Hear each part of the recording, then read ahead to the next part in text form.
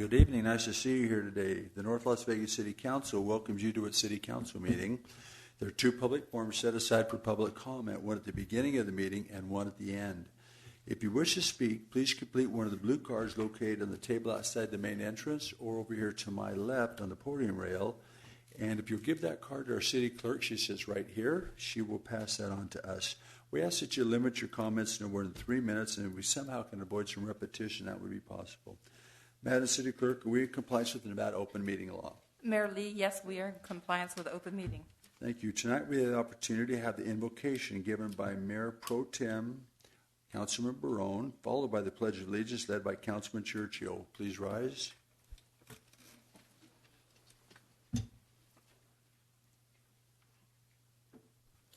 Thank you, Mayor, and everyone please bow your heads. Dear Lord, it's been about a year since we had this COVID shutdown. In that year, I think we have seen leaders in this city and across the country sometimes rise to the occasion. We've seen our residents, people who work for the city, rise to the occasion. To begin with, I want to thank you so very much for your blessings, for the wisdom that you've actually instilled in many of the people in our community, and of course on the city council and our city leaders. I want to thank you, and I want you to ask. I want you to ask to continue for these blessings, to keep our first responders, especially our vaccination team, who are working so hard to keep the members of our community safe. Keep them safe so they can keep their families safe. We ask you for your blessing and to keep us wise in our decisions. Also, I would ask you to keep members of our public wise. We're not out of danger yet. Please guide people to continue to wear their masks when appropriate, to get their vaccinations as they see fit. We want to get all of us out of these times together and look forward to a better time ahead. As for tonight, thank you very much for giving us life, and I want to ask you again for wisdom in determining the direction of the city for years to come. Amen. I pledge allegiance to the flag of the United States of America and to the republic for which it stands, one nation, under God, indivisible, with liberty and justice for all. Thank you, Councilman, both of you, for handling that. Tonight, we're going to receive a video presentation from our CARE Court, what we call this Community Approach to Rehabilitation and Engagement. And we're asking for a 60-day review. Judge, since you've been hired there, to come back and respond, if you wouldn't mind, to how it's going. All right. Thank you, Mayor and Council, for this opportunity. I'm tremendously humbled by having this opportunity to not only build up this CARE Court program, but also be in front of you here to inform you of what we've been able to accomplish. At the 30-day date of our report, certainly we were, just 3 weeks into it at that time, building the bones, building the foundation of what we would hope to eventually be a cutting-edge treatment court, therapeutic court program. And I believe that we were able to do that within that first 30 days. And 30 days since, now at the 60-day date, we'd like to bring to you what we've been doing over at the court. I understand it's hard for council and mayor to come over and see everything that we do at the courthouse, so we've decided to bring the courthouse over to you. With that, if you can play the video, please. Wait, one sec, yes, Catherine. Patrick, would you come up for just a second? This is, council, what we wanted to do is make sure you were involved in the court system, that you could understand what's going on there. Patrick has put together, I think, a program to bring that to the community and to our residents. You want to take a minute and tell us what we're going to be seeing here? Absolutely, Mayor. For the record, Patrick Walker, Communications Manager here for the city, and thank you for the opportunity. So this is just a quick inside look over the past couple of sessions at the CARE Court, where we've documented all of the great things that are happening. And in my role in communications, this is one of the programs that I've really been able to go in and see and be amazed by what is being done. Just the willingness of the participants to enthusiastically complete what they need to do and get done and work their way through the program has just been very, very heartwarming. So with that, here's about a 2-minute video that we'd like to present to you to show you just what we've been able to see in the courtroom in the past couple of weeks. Thank you. And Judge, I just wanted to give Patrick, a little bit of recognition for the effort he puts absolutely. out. Thank you for doing that. Okay, thank you. Thank you, Patrick.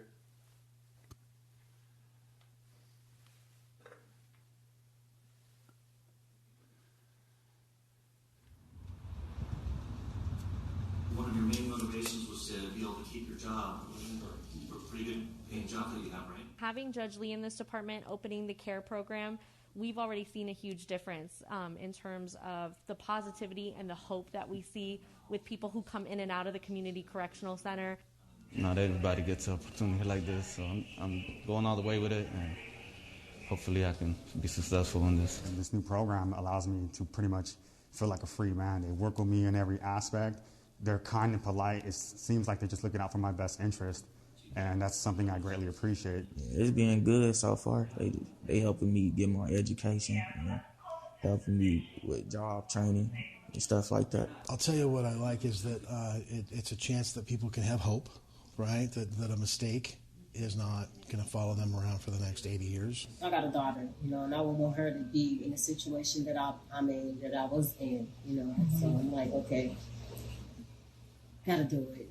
Fresh start, and I think a lot of people would like this opportunity. Everyone's been so kind and polite, and it's just making sure that I'm on the right track everywhere I'm going, and it actually feels like it's a pleasure more than a problem. It's gonna help a lot of people. It's a rare opportunity where clients can have a way out to get some help and not end up with stuff on their records for the rest of their darn lives. I'm so happy to be part of this, and anything that I can do to help, anything that I can provide from VA and VA management, and is completely on board and supportive of this kind of a treatment court. Everybody here has made it a point to tailor the interests of that particular individual so we can help that individual get back on track and never be seen in this court again. Welcome, Judge. All right.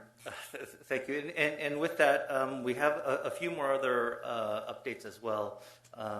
I have with me today our Assistant Court Administrator, Aaron Tejas, and from the CCC, Ms. Julia Williams, who's our Community Service Specialist, with a few more updates. Hi, everyone. I'm Aaron Tejas, Assistant Court Administrator. I just wanted to really thank Patrick Walker again for the work he did on that video, and really for engaging with our CARE program participants, coming to observe what we're doing in the CARE program. It was really wonderful to have him engage in an interview with some of these participants. It's been really wonderful so far. I want to offer an insight into a few of the other things that we, sort of the CARE program team, have undertaken in the last 30 days since our last update. One of which was a grant application through the Bureau for Justice Assistance for the drug court prong of our CARE program. I'd really like to thank Rich Easter for all of his help with that portion. It was a very lengthy process, and he was really able to help us navigate that. We also hosted a bench warrant quashing event this week. We opened that registration last week, and within 12 hours, we were able to fill 200 slots for warrant quashing. Those are actually 200 slots of people with confirmed cases. We had an additional 120 people attempt to register, but they did not actually have a case with our court. So we saw 200 cases in the last 2 days, and seeing that need, that we were able to fill all of those slots within a matter of hours, really demonstrates how significant of an impact we've been able to have in such a short time in our community. For that event, I'd really like to thank the Asian Pacific American Law Student Association with Boyd Law School. They were helping us with coordinating that event.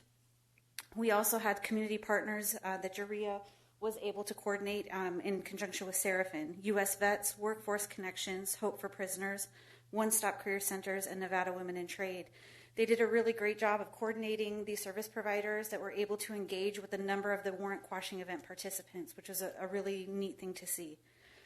We've continued to meet with stakeholders in the veterans community as we continue to fine-tune our Veterans Treatment Court program in an effort to create a model that's really an innovative approach to a Veterans Treatment Court.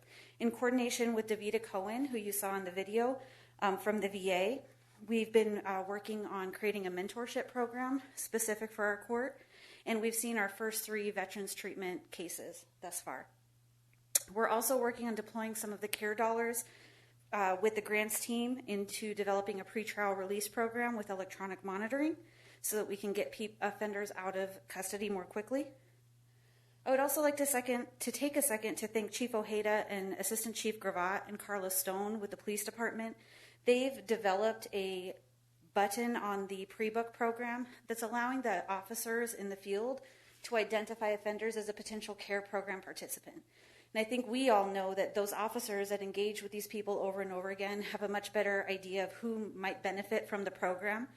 Thanks to that button that's now been deployed, Community Officer Matt Jordan was able to identify a number of participants for the CARE program, one of which he had indicated had been trespassed 8 times previously, refused any services out in the field, but after being brought into the CARE program, is really excelling at the treatment facility that he's at right now. He's doing just amazing, which is really rewarding to see.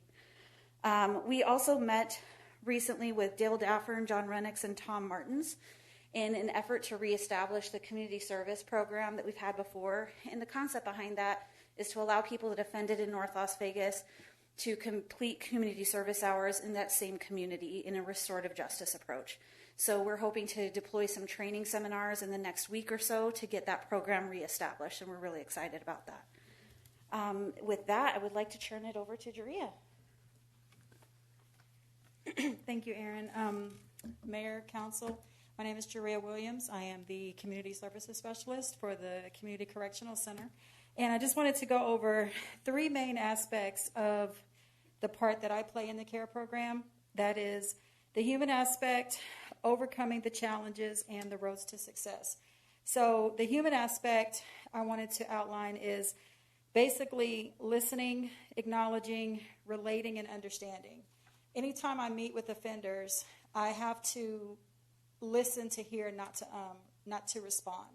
And what that does is it allows me to hear things that they are actually saying that certain people would be missing because I'm not listening to figure out how to help their situation.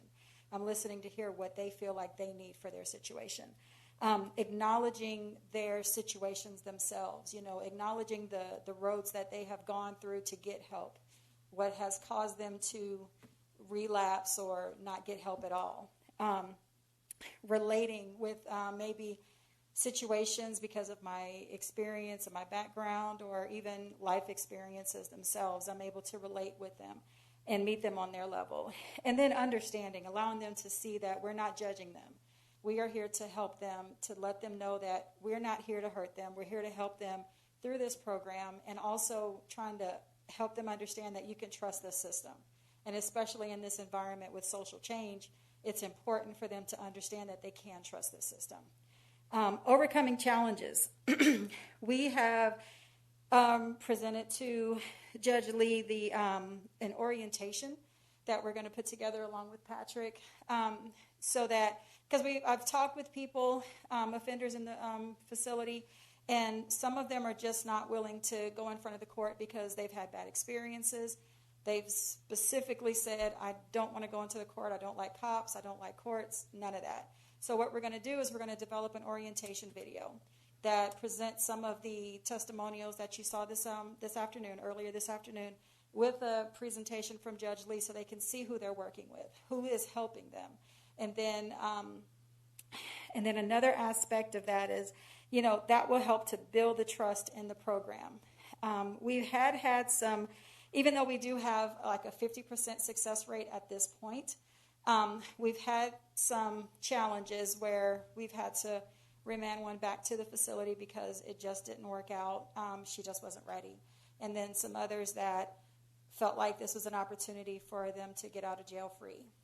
So through those challenges, we've come up with these ideas to let them know what this is about. It's not about, and then for that one particular young lady who thinks it was just a get out of jail free card, I even had the marshals pick her up and let them know, do not arrest her, do not handcuff her. We want her to know that this is a safe place. And they did that. Unfortunately, she had in her own mind what she wanted to do. So unfortunately, the ones that we are able to help, we will. And then the ones that still need to have those hard lessons learned is just going to be some other challenges that we have to overcome. The last part is the road to success. I just recently spoke about the 50% success rate, which I feel like is phenomenal at this point in the program. We've had the opportunity to help save people's jobs.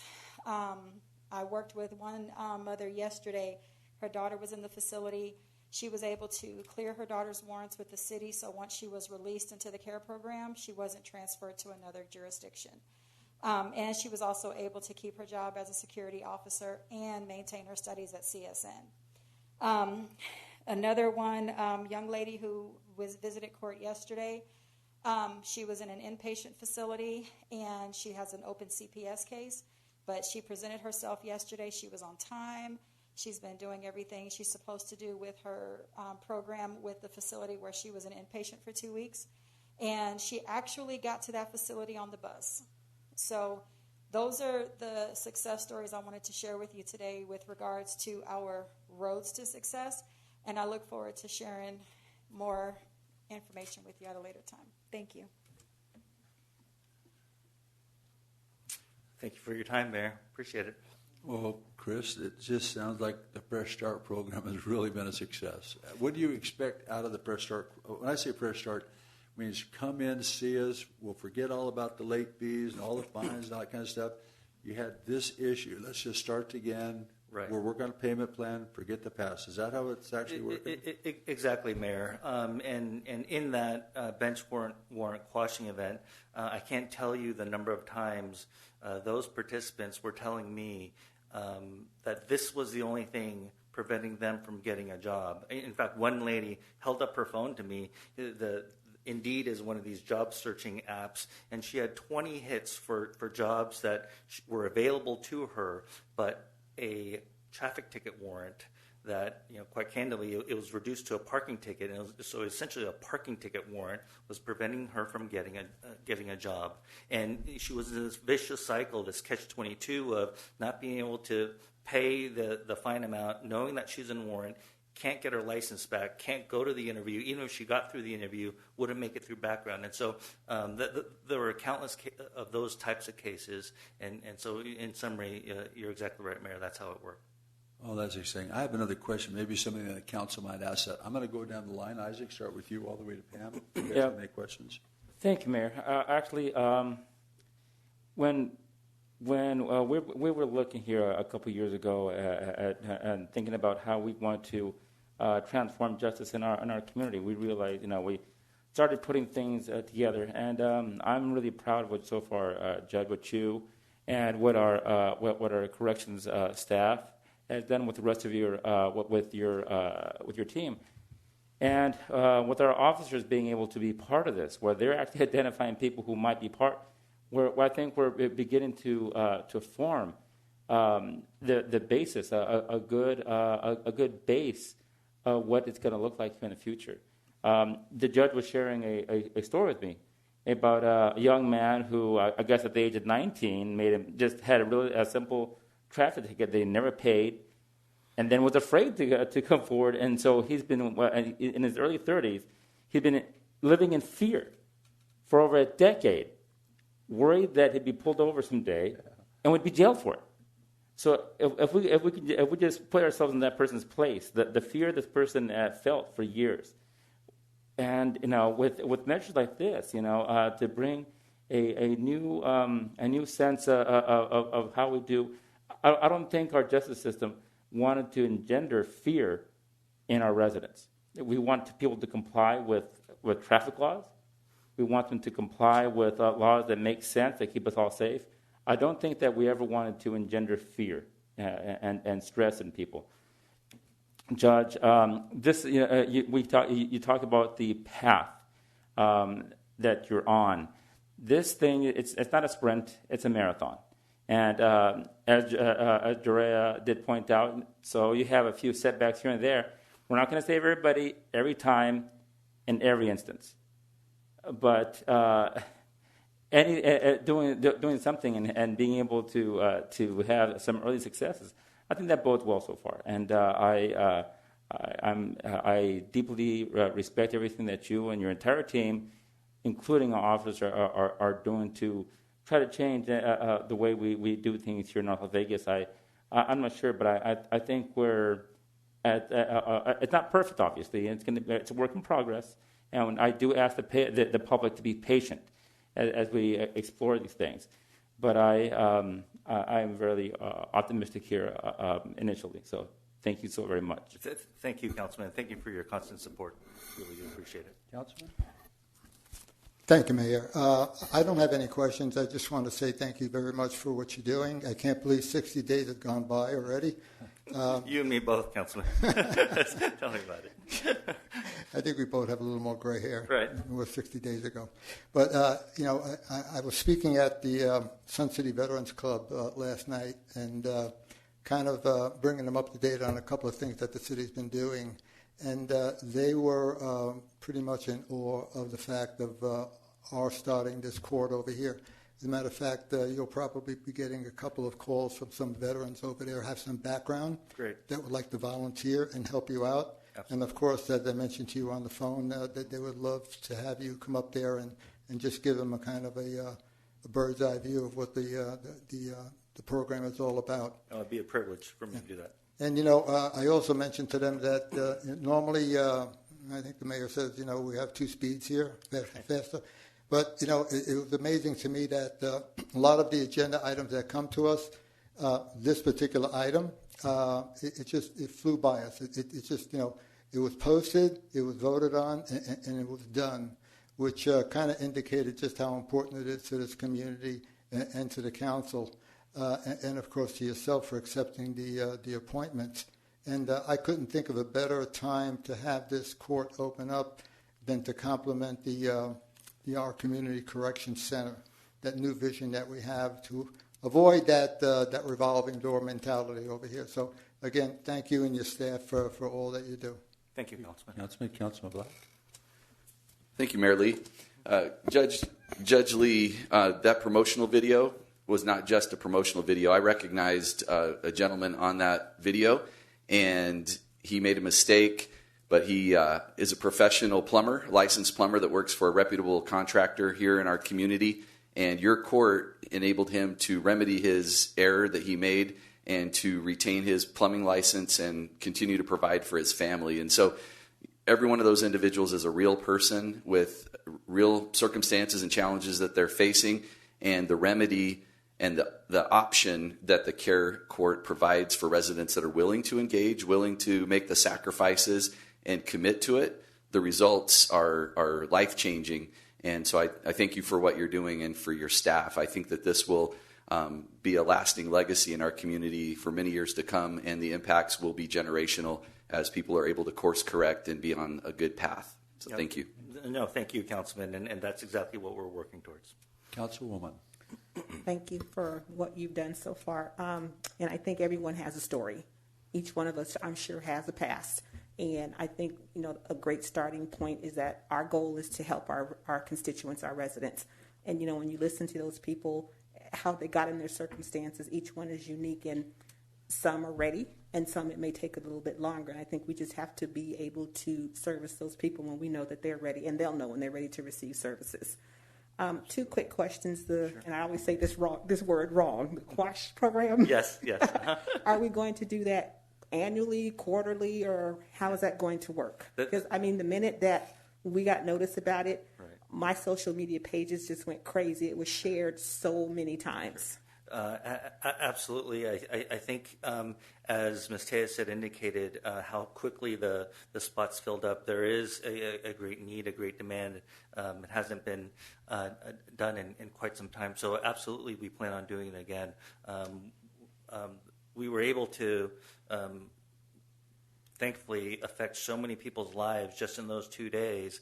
But we also learned a lot of lessons. I think it was good that we rolled it out as quickly as we did within the first, less than 8 weeks of starting this court program. So we know now how big we can scale it, how often we can scale it, and hopefully by the time we do it, I think our plan right now is quarterly. A lot of the COVID restrictions will also be lifted by then, and we can service and help a wider segment of our population. Okay. Oh, yeah, sure. We also have some metric measurements in place for this event. So we've been able to track all of the cases that were able to participate in this event. And then we can sort of monitor how successful that is 30 days from now, 60 days from now. Are they able to get their case completely closed to all the way successful, or is this continue to be a cyclical thing? And I think that by gathering that information and really being able to understand what that is, we can really tailor the program so that it's the most beneficial to the entire community. I don't know why I try to bother answering these questions. I should just have them done. My next question is just with program funding, whether it's through a licensed agency or a nonprofit program. Mm-hmm. So I get calls or sometimes saying, we heard about your program, can we do this? So are we looking just for future, just send those to you and you guys can take that over, or say, we don't have the funding for that right now, but it'll be a process because we're just getting started, or how does that work? Right. I would prefer the former rather than the latter. I mean, I want to be able to engage in anyone who's willing to help us with this program, regardless of kind of the funding angle. Certainly, we are exploring other funding avenues through grants and kind of maximizing the resources that we have, or redistributing some of the resources that we have. But I would much rather know that there's an organization out there that wants to engage and support our program, and then we can figure out how to make that work, as opposed to not knowing and then maybe not being able to engage and take advantage of a service that may be out there willing to help. Thank you. Mm-hmm. There's two sides to this situation. There's your side, then the city attorney has a criminal side that works over there with the judges. I've asked Michaela if she could send somebody over here, so we have our senior deputy city attorney, Deep Goswami. Could you come up and let us know how the relationship now between the city and the court is maturing? Of course. Thank you very much, Mr. Mayor and council members. My name is Deep Goswami. I'm the senior deputy with the City Attorney's Office Criminal Division, and it is a great honor to be here before all of you today. I am here to talk briefly about Judge Lee, and I've had the privilege of working closely with Judge Lee over the last 60 days. And I have known Judge Lee to breathe, eat, and sleep this program. He's met with me personally and my colleagues no less than 10 times to discuss the court, the vision of the court, and he has an amazing, clear vision for this specialty court and what it can do for our community. He's created an atmosphere of cooperation and teamwork with our division, which we certainly appreciate, and we do look forward to our continued work with Judge Lee on the care court.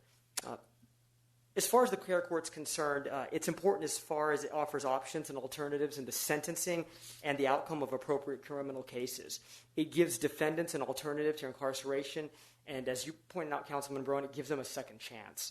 And oftentimes we can get stuck in the criminal justice system in a vicious cycle of incarceration release. And this puts a strain on our police department, on our community, and it doesn't do much in the way of helping defendants and people in our community. And this specialty court is giving individuals a second chance and an opportunity to succeed in this community, which is better for everybody. When under our city attorney, Michaela Moore, and her amazing leadership, she asked me to look into the community courts before the existence of the community court here and do some research. And one of the things that I found when I spoke to Henderson, when I spoke to the city of Las Vegas, and I spoke to their community court representatives, is that in order for a community court to be successful, you have to have a judge that is caring and that cares about the community. The judge has to take a vested interest in the people that appear before the judge and ensure that they have the tools in place to succeed. And, of course, I had heard a great deal about Judge Lee before he came here, but now having had the opportunity to work with him and to be in court and to observe it, I've seen a judge that is very compassionate, caring, and most above respectful to everybody in that court. And I do think that is one of the keys to success in this particular program. I often say that the court can't exist without the prosecution and vice versa. It's a symbiotic relationship. As the court has alluded, we had a warrant quashing day, and we've had several sessions that have been added to our calendar and with only 4 deputies, we are a small division, but we are absolutely committed to supporting the community court in every way that we can under our amazing leader, and we will be there for all the sessions, and we'll do whatever we can to assist Judge Lee. Thank you. Thank you. That is a very good report. We appreciate that. Judge, did you have any follow-up questions? If not, we've had a great presentation.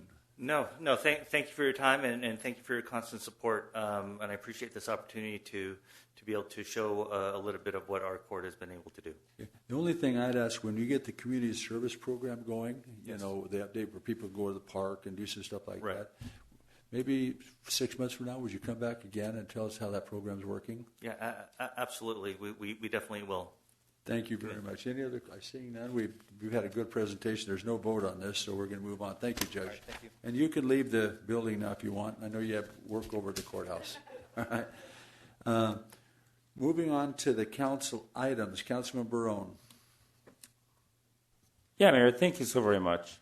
If there were any visitors here on the City Hall campus yesterday, you might have noticed that we had our Liberty Bell out here in front of Liberty Park, and there was food, there was mariachi, there were a lot of things going on. It's because yesterday was the 75th anniversary of the birthday here for the city. So, now, I'm not good with math, Mayor, but we were founded in 1946, so I do believe I do believe that's 75 years. So anyhow, yesterday was our 5th annual Fiesta Cnlv out here in the front, and I just wanted to thank everybody who made that possible. Of course, our very good friend Jeanette Rivera from Buscando Estrellas, and we had a litany of fantastic people to show up. The tenor Marcos came. We had a presentation. I've never seen a national anthem sung by a clown. The city manager, of course, he disagreed with me on that one. But we had a presentation, a singing clown there, and the ringing of the bell, and a presentation, a little cultural thing. And mostly, of course, it was done online because out of the abundance of safety and all this. And I just wanted to say, it's been an amazing 75 years here for our city. And I hope we have another 75 years of growth and prosperity. Also, I attended this last weekend. I wanted to give a great shout out to our park staff who made a couple of events this weekend possible, including one event for a very notable gentleman in the community who he's a pastor who has cancer. But the big one also was the Pirate Fest here this last Saturday and Sunday at a Craig Ranch Park. It was a fantastic event. Yar mateys, right? And it was also, that was also for a very good cause. It was to combat, I think, cancer in children and in veterans. And the park staff did an amazing job keeping everybody safe. I do just remind everybody to please do not let your guard down. Please continue to wash your hands. If you can get vaccinated, and definitely wear your mask. But in the meantime, it was a fantastic event. I think we're going to see more events come back, especially in our fair little city. I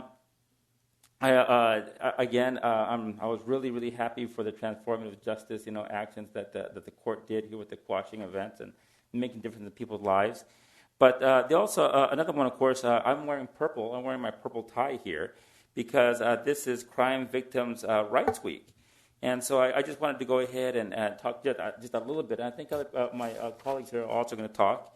It's our goal to bring awareness about the needs of victims at the same time and the rights they have here in Nevada. I want to recognize the outstanding professionals who work each day to protect and inform victims and to see that justice is done. We know that's not an easy job, but the work that these individuals do is truly life-changing. And I encourage the victims of crime who are in need of assistance or in need of support to please visit www.marcyslawfornv.com to find out more information about the rights and services available to all crime victims. The more that we're aware of all these services, the more we can ensure that we can secure a voice and protection for victims and their families. Great. Thank you very much. Councilman Churchill, you've got a lot going on. Thank you, Mayor. One of the items was thanks to you. So we'll get to that one in a second. I did attend with several of my colleagues the annual award ceremony at the excuse me, Station 52 Firehouse. And it was very well deserved. All these young men there being promoted or recognized for their skill and their life-saving ability out there on the street. And two things several things kind of caught my eye. One was the fact, and I don't have the name of the firefighter who was recognized there, or maybe I shouldn't even mention it if I did know, but he was one of 4 brothers that are employed by our city fire station, and nicest person you could meet. But it kind of struck me as being 4 brothers, all in the fire department. You could see how much they respect and they look forward to serving the public. The other thing I wanted to mention was during our vaccination program, when we had our firefighters who did an amazing job up at Sun City, and no matter where they did it, whether it would have been at CSN or Cheyenne High School, they were very professional, and they were the model for the Valley.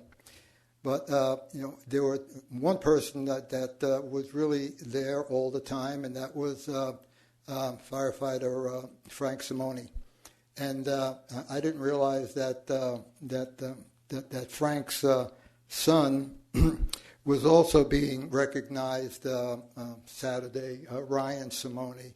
So I texted him, and I'm sure you're a very, very proud dad. And of course, he responded, "Yes, I am." And the last thing I want to mention on that, Mayor, was the fact that the Chiefs Award, and rightfully so, Chief Calhoun wasn't there for the award ceremony, but I believe the award went to the most appropriate person, and that was Assistant Chief Travis Anderson. Once again, he was out there during the vaccination process, going back and forth, whether it be up at Sun City on all of those weekends or over to Cheyenne and then eventually over to CSN where they are right now. So I singled out some people over here, but in reality, it's not just them. It's the whole complement of our firefighters and their dedication, to our city. So I just wanted to let the people know that we have some very, very good people out there. I also had the opportunity to go back to Sun City during their Board of Directors meeting and present their community manager, Damian Carrasco, with an appreciation plaque from the city. Of course, they were at City Hall last council meeting, and they presented our firefighters, and rightfully so, with a plaque for their service in giving those vaccinations out. So I went up there, and I just went ahead and, on the part of my colleagues here, presented Damian with a certificate of appreciation, because those people up there, the staff up there, of course, with Damian being the manager there, you really you couldn't find a better group of people wanting to serve their community. It almost gave me the sense that people were looking forward to coming up there to get a needle, which is kind of hard to believe. But they made the process so friendly for the staff and for the workers, the volunteers over there. They provided food, lunch, and everything there from approximately 7:30 in the morning till a couple of weekends till almost 5 o'clock at night. So I think all of the staff up there, including Deborah Kent in Sun City, deserve our round of applause, so to speak, in the form of recognizing them. And last but definitely not least, the mayor had gotten a letter from this very, very articulate young lady, and she's in the 4th grade. And I can't remember what I was doing when I was in the 4th grade, but I wasn't writing letters to mayors. I could tell you that much. But she wrote this letter, and her house had been broken into, and of course her family felt violated. And the mayor was kind enough to ask me to go ahead and meet with her because she happened to live in Ward 4, and I did. But when I mentioned it to staff over here and to our police department, because the little girl wanted to know what she could do to help our police make the community safer. So our staff went ahead and got a hold of our police department, And, and the city over here provided a little bag of really, really nice goodies, if you want to call it, for this girl. A frame, and our police officers were kind enough. I called Captain Harris up, and I said, is it possible to get a patrol car over here to meet with this young lady so she could actually speak to them directly and share her appreciation and any concerns that she had? Well, that's exactly what they did. They took their time, and they came over there, and they took some pictures with this young lady, and her parents and her granddad were so very appreciative of us taking our time, to thank her for what she did. So, thank you, Mayor, for giving me that opportunity, because it was a real privilege to meet this little girl. You did. I heard you did a great job. Thank you. Councilman. Thank you. You know what? In connection with the National Crime Victims Week, I looked through my closet and I found my only purple item of clothing. It's this tie. I don't have any known dislike for purple, but this is all I have, and I'm proud to wear it today to celebrate the passing of Marsy's Law in 2018. And the passing of this law does something very unique, which is it elevates the key rights of crime victims in the state's constitution to ensure that victims have rights that are equal in stature to the constitutional rights of the accused and convicted. And I think that's very important to have that balance for both the victims as well as those that are accused. We can pass a law, which we did. We can wear our only purple article of clothing, which I did. But really what matters is all throughout the year, the committed organizations and individuals that advocate for the rights of victims. And for that, I would like to express my gratitude. Many, many individuals within our community work tirelessly for the benefit of those that have been victimized and continue to be victimized by having their rights either overlooked or neglected. Thank you, Mayor. Well spoken. Councilwoman. So on Monday, I learned about a new business in Ward 2, and it's called Go Puff. And I was actually glad I asked to go and tour Go Puff, because I totally had the wrong perception of what Go Puff was in my mind. So Go Puff, and I'll just read about how this company got started. There were 2 sophomores at Drexel University in Philadelphia, and they decided that stocking their college townhome with snacks and essentials was taking too much time, too many trips to the store on top of balancing school, work, friends, and family. So they spent all night drafting mock-ups on the app, the Go Puff app, and on the back of their class notes. So 3 months later, they were delivering the same convenience items from the back of their Plymouth Borgia around campus. So the service caught on, and the name stuck. In now 7 years, 250 plus micro-fulfillment centers in 650 cities and more than 7,000 employees later, their customers are ditching the stores to go puffed.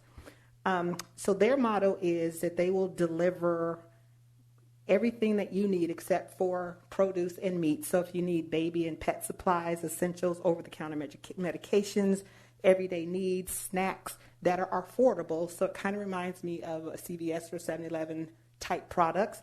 And their goal is to deliver to you within 30 minutes of where you live. If they can't make it in 30 minutes, it does not happen. And their delivery fee, no matter what you order, however much or how less, is $1.95 flat fee. And that's a pretty good delivery fee if you look at some other delivery companies. And so they're very well stocked, and they have just about anything that you can imagine, even electronics, at Go Puff, and they're right there on Cheyenne and Revere. And so it's a really nice company here, and I think they have another location on East Charleston. So if you're interested, you can just download their app and sign up that way and have everything delivered to you if you would like to do that. On April 10th, right here in our own City Hall parking lot, we hosted a drive, the first ever drive-through vaccination clinic, which was so very successful because people were able to drive up, roll down their window, stick out their arm, get their shot, and we had a waiting place for them that they had to wait the required amount of time. We also gave them a Walmart gift card, and they were off. And so just want to thank Councilman Black, Dr. Legan with the Health District, our volunteers, the National Guard, our Fire Chief, Calhoun and Anderson, just took all of those minds to get this together and make it work. The only thing we forgot was a porta potty. So it was a very, very successful event that way. So just thank you to all. And then I also got to participate and give a welcome to our parent ambassadors for our Southern Nevada Urban Micro Academy, and just listen to the gratefulness that they have that their children are participating in our Stuma. And we will be having our field day on May 14th, so that should be pretty exciting for the kids, and I'm looking forward to that. And just to piggyback on our Crimes Victim Week, our National Crimes Victims' Right Week, so in North Las Vegas, the well-being of our residents is our utmost priority. While we have police officers patrolling our streets and diligently working to engage our community, solving complicated social problems like crime takes more than just the officers on the street.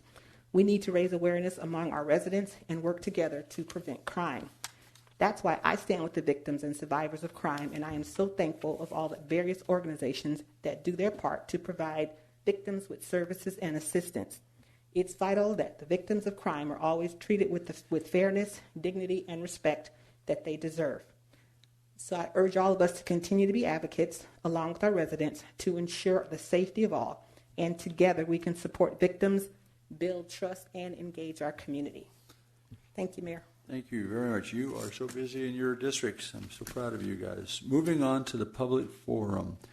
This is a time set aside for comment on posted agenda items, excluding public hearings, which will be heard separately. So if you want to speak on any items listed under the consent agenda or business, now is that time. Madam City Clerk, do we have any blue cards, posted items, or callers on the phone? Mayor Lee, we have no blue colors. We have no written comment and no callers on the phone at this time. Thank you very much. We will then close that public forum and we move on to the agenda.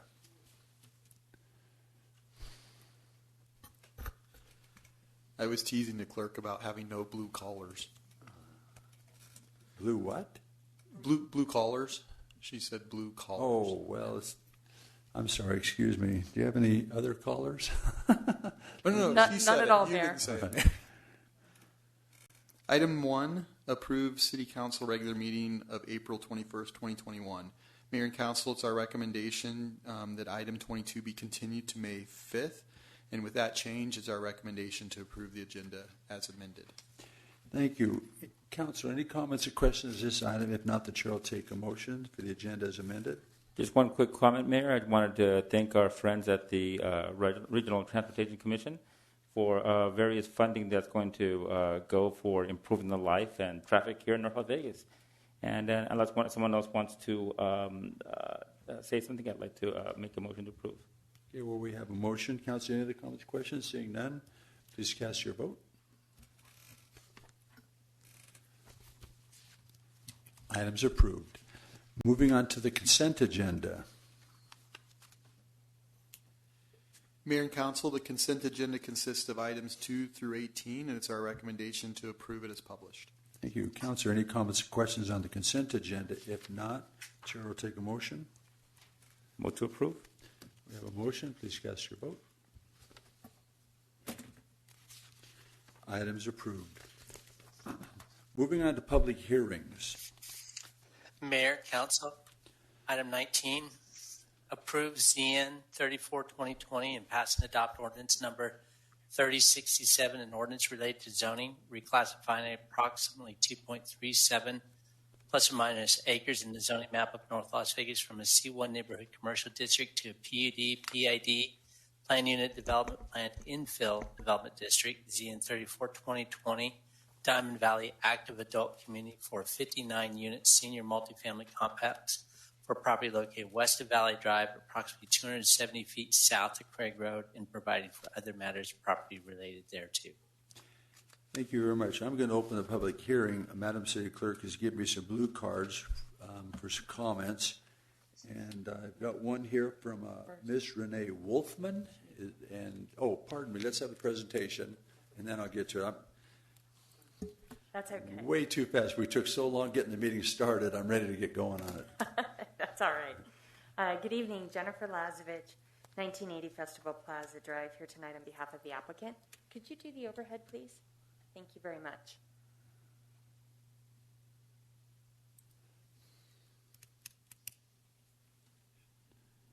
Thank you. This is the site. It is located just south of Craig and just on the west side of Valley Drive. It is located, it's a little bit hard to see, but there's an existing commercial center located here with a convenience store, car wash, and gas pumps. There's a tavern located in this area as well as some additional automotive uses.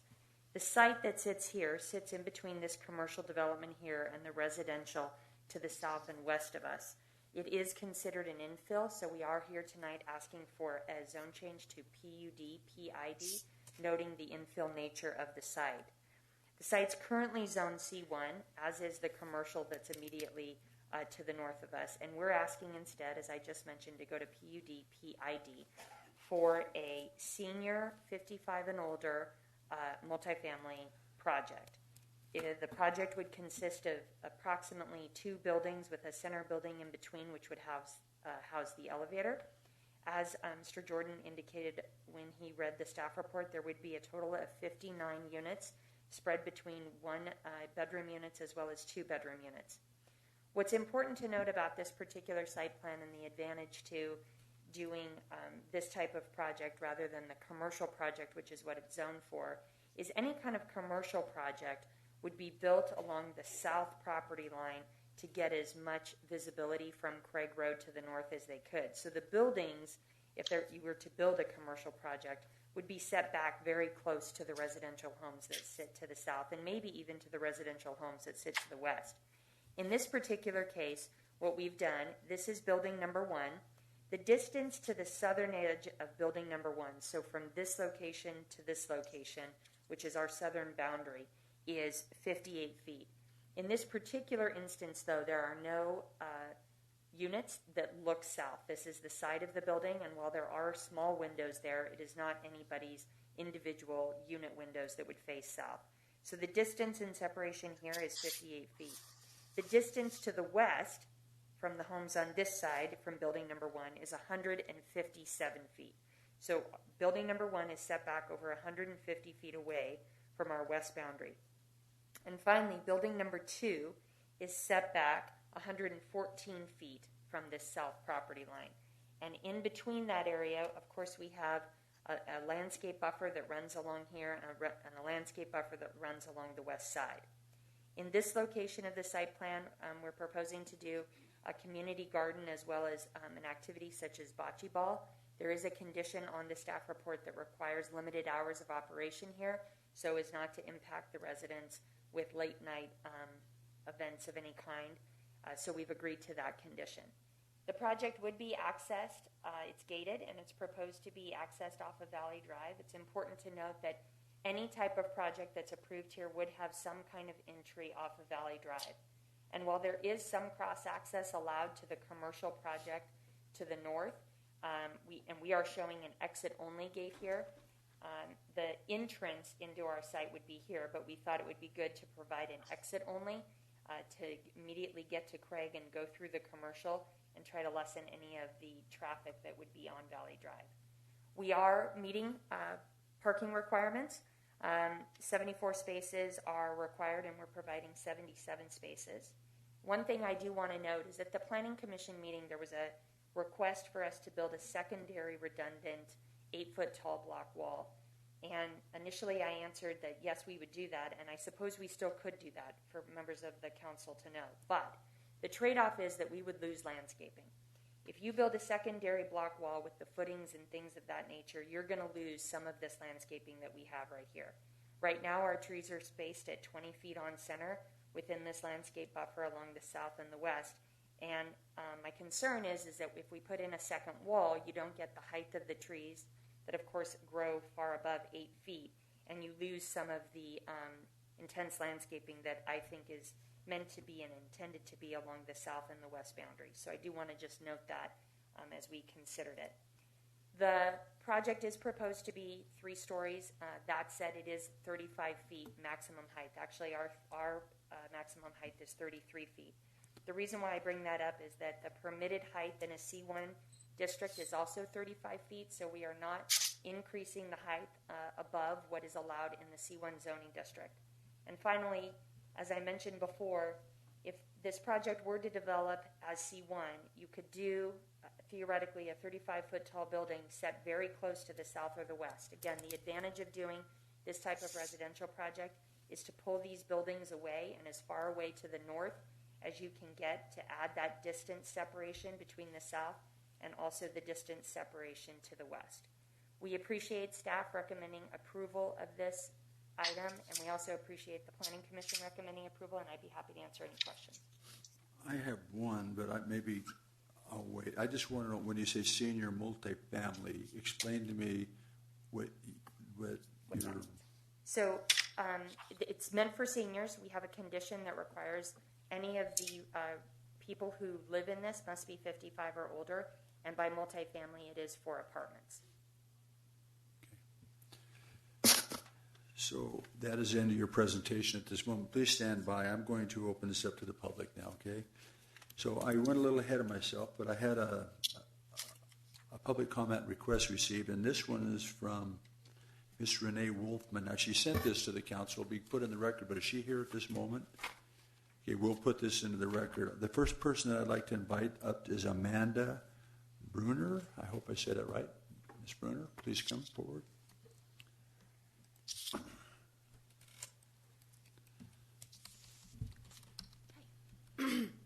Sorry. I live at 4286 Valley Spruce Way. My wall would butt up to the development that's proposed to be behind our house. I'm a newer resident to North Las Vegas. We just bought our home in this community a few months ago. This home was very attractive to my family because of the small town feel that we got in this neighborhood. As far as the eye can see, all of the buildings in our neighborhood are single story, which was something that was pretty attractive to my family. Now, I have just a few small concerns with the building behind us. I have 4 small children who play in the yard and in the neighborhood. Now, a senior facility is attractive in my mind, but a 35-foot tall building is not. I teach school in the afternoons virtually from home. I worry with the traffic. I mean, there's going to be traffic no matter what they build behind us, but with the gate being on my wall, I worry about the distraction that's going to be caused because of that. So I am excited to see the new developments that are going to start taking place in our neighborhood, but there are a few things that would accommodate our neighborhood a little bit better, such as one concern I actually have is the lights that will be shining in our yards at night.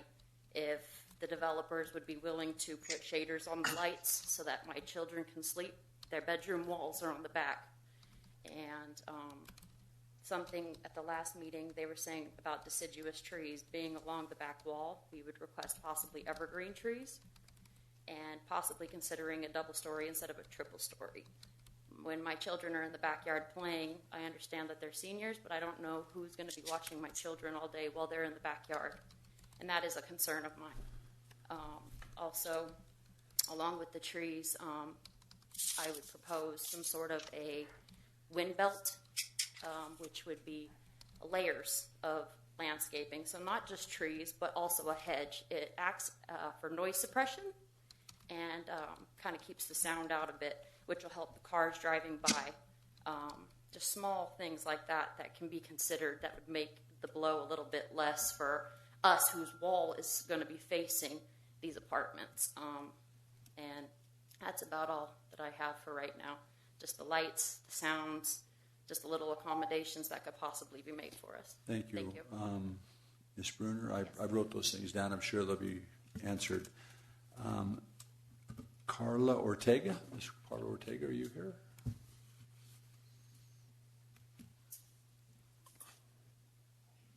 Is this Carla Ortega? Carla Ortega grew up on Piper Street, everybody. I used to babysit her. I'm so happy to be here.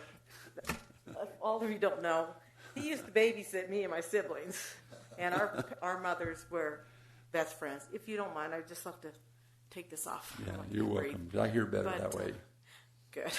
Anyhow, congratulations on your re-election. I voted for you twice. Thank you. And thank you, Council.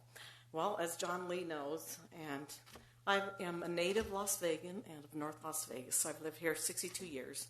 And over 19 years ago, it gave me a lot of hesitation to buy this home at 4326 Valley Sage. And the biggest thing that caught my eye was in the backyard, seeing that mountainous mountain on the north side. And I love to walk out in the backyard and see the serenity of that mountain. So I apologize for not being here for the first meeting of this. So my concern now, and learning through our neighbors how this is going to be a 3-story.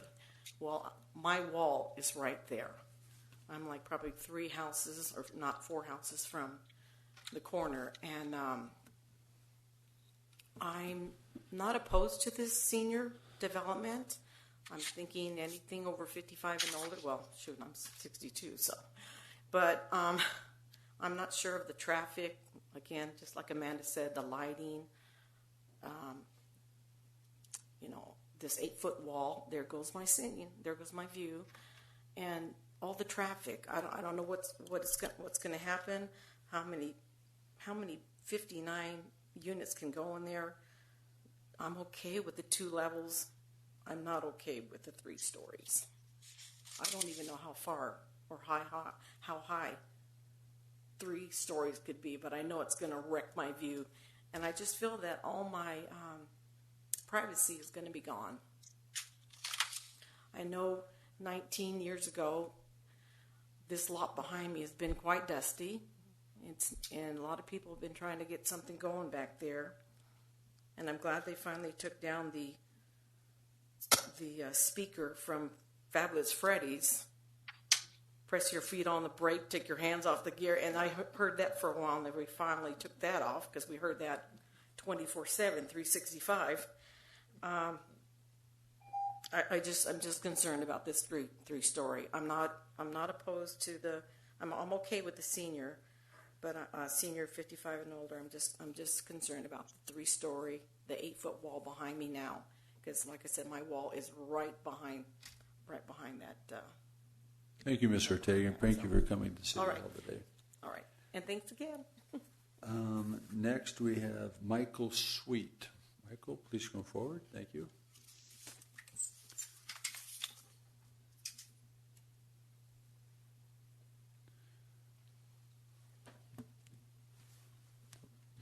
Good afternoon, Michael. Good afternoon. Michael Sweet. I'm 4310 Valley Sage Drive. I'm on the south-facing side of the building, directly next to Valley Drive. So the proposed gate, if this is the wall, this is Valley Drive, the gate would be directly behind my backyard. So my big question is, how far away from that wall is the entrance gate going to be? And also the noise pollution caused by that gate constantly opening and closing for people coming in and going out. My backyard is situated right there, and I'm a 29-year resident. We enjoy our backyard. We were just out there over the weekend celebrating my dad's 83rd birthday, and everybody commented on the great view of the mountains that we've always been able to enjoy. And my concern is that noise pollution, the headlights from every car coming in and out. It's a senior living community, and we all know there's going to be ambulances in and out from time to time as well. It's just a matter of the beast. And 35 feet high. It's going to totally obscure our view completely. My question is really, what is the need of this senior living community when less than 1 mile down the road on Alexander, there's a huge senior living community called Destinations. It's all one level, so it doesn't affect the residents in that area at all. It's the same size as the other buildings. And also, there's going to be a dog park in addition to the bocce ball court. I have no idea what the hours of that going to be, but dogs barking and running back and forth, cars coming and going. It's just going to be a noisy environment compared to what we've been used to for the last 29 years. So I have a lot of serious concerns, especially with the need of this type of facility right on this property anyway. So maybe the builder can answer the questions regarding the gate, if there's going to be any noise suppression on the gate, And how far away from the wall on the south side is that gate going to be? We'll answer that question. Thank you. Now, this is just a zoning change now. Those are questions that you're going to want to discuss. Miss Rosa Cervantes.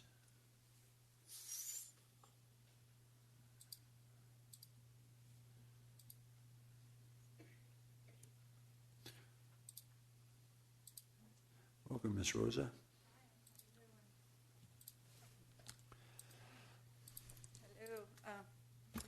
So I'm also here because of the zoning thing. My husband couldn't be here; he's at work. Miss Rosa, I don't hear too well. Can you speak in the microphone? Is this better? I'm just getting a little older, and I apologize for not wanting hearing aids. That's fine. So my husband couldn't be here today, but I'm also concerned about this 3-story building. Like you heard from my backyard, I'm at 4250 Valley Pine Court. I'm in the cul-de-sac, and my backyard, I do have a view of that same mountain everyone's talking about, and I would be losing that view of the mountain. I'm also concerned how this is going to affect our property value.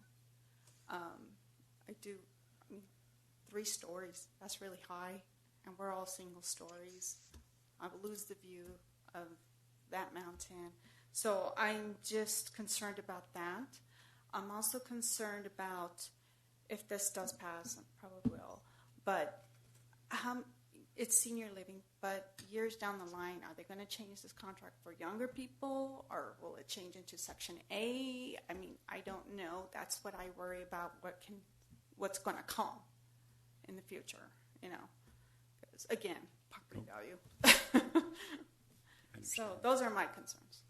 I understand very well. Thank you. Thanks. I'm going to close the public comment if no one else wants to come forward and give this to. Yes, ma'am? Mayor Lee, we did have 2 other written cards, one from Dennis at 4239 Valero Valley, and also a Stacy Tippett from 4374 Valley Sage Drive, both in opposition. Okay, thank you very much. I'm getting ready to ask some. Is there another question? I'll take another. If you feel like, ma'am, you'd like to come up, this would be the appropriate time, and then I'll close it after her if there's no one else. I see no one else coming up. Okay. And state your name for the record, please. Sure. It's Vernie Smith, and I live at 4362 Valley Royal, where once this complex will be built, the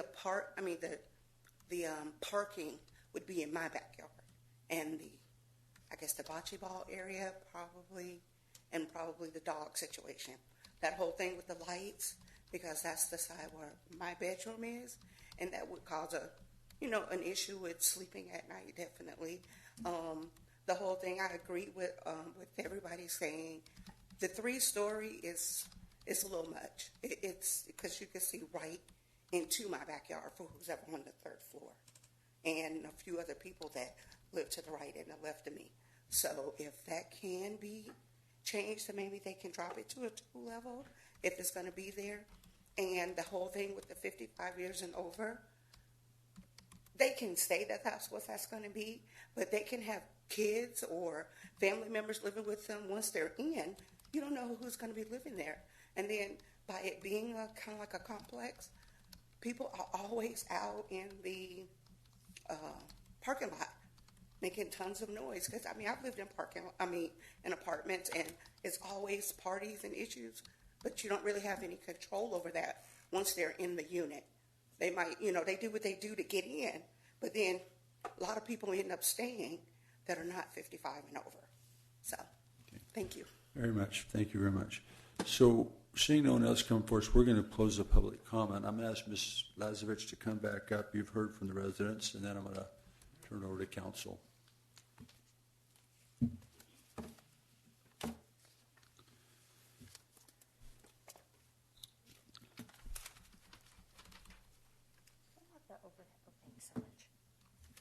So a couple of things to go over, and then I was taking notes, and I'd like to offer for consideration some additional conditions to address some of the concerns. So for starters, for the lady who commented on the 8-foot block wall, my comment, sorry, do I need to talk louder? Yeah. For starters, for the lady who commented on the 8-foot block wall, my comment was that we are not proposing to do an 8-foot block wall. To install an 8-foot block wall would eat up some of the landscaping adjacent to where the homes are, and I think that is worse for those neighbors. I think it is better to do more landscaping. And to that, I would suggest an additional condition, which I'll read in just a minute. In terms of why do seniors here, senior housing, I can tell you this across the valley. I represent another number of senior projects in all jurisdictions. There's an absolute shortage of senior housing options in our valley, complete shortage. And so there is a need for this, and despite the proximity to one that's nearby, there's still a need. If there was another one proposed in the vicinity, I would say there's still a need. There are wait lists for community or for senior communities across the valley, and I have no doubt that despite the fact that this one is close to where another one is located, it is still needed in our community. In terms of the noise, I would offer that the commercial project that exists to the north of us has 3 uses that are 24 hours. It has the tavern, I should say 2. It has the tavern, and then it has the function of the convenience store portion of it. This is a good buffer to that commercial noise that naturally exists from car traffic on Craig Road and from uses, in addition to the 24-hour uses that I just noted. There's an automotive use that is located on this lot.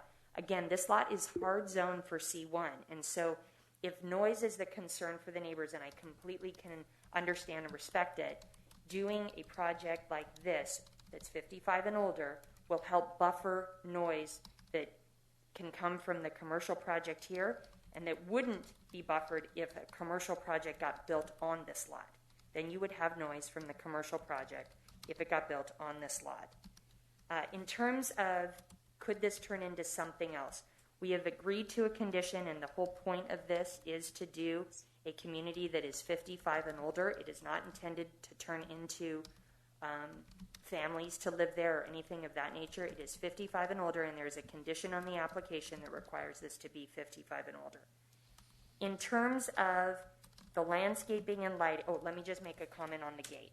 So the gate is right here off of Valley Drive. This distance right here, this is where the gate is. This distance right here is a little more than 10 feet. There are ways, and I guess I would suggest, and I'll read into it, that we utilize noise suppression on the gate, and what that means is you can get gates that have rubber mechanisms versus metal. Metal is what you don't want to use because then you get that kind of squealing noise. So we would agree to a condition, and I'll read them in, but that would require us to use noise suppression on the gate, which means we'd use the rubber parts of that so that you wouldn't hear as much of the mechanical noise going back and forth. So, Mayor, if it's okay with you, I'd like to just read in 4 conditions that address some of the comments that I heard tonight. The first one is evergreen trees shall be planted in the landscape buffer along the southern and western boundary. So that was to the lady's comment that talked about deciduous trees. We would agree to do evergreen trees along the southern and western boundaries. The second condition, exterior lighting shall be shielded and directed downward. So if we have any lighting in the parking lot or on the buildings, it'll be shielded and directed downward so it's not doing any type of light spill into the adjacent properties.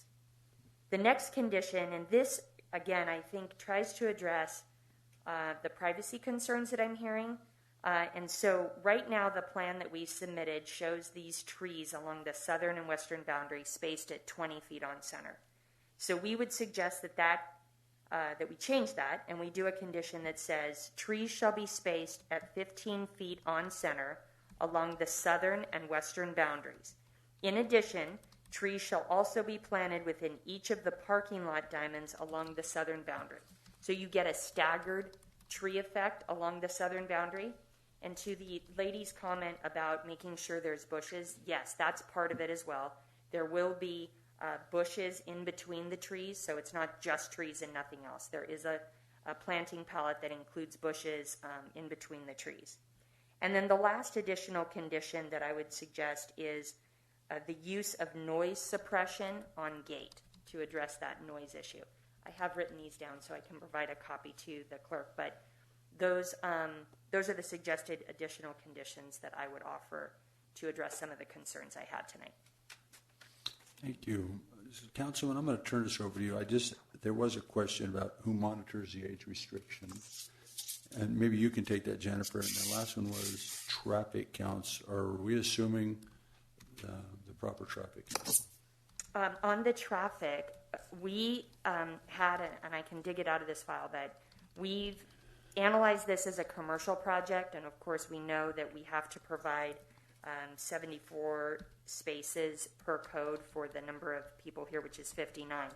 If you do a commercial project here, the traffic counts are going to be higher because it's more in and out, in and out, in and out, in and out all day long.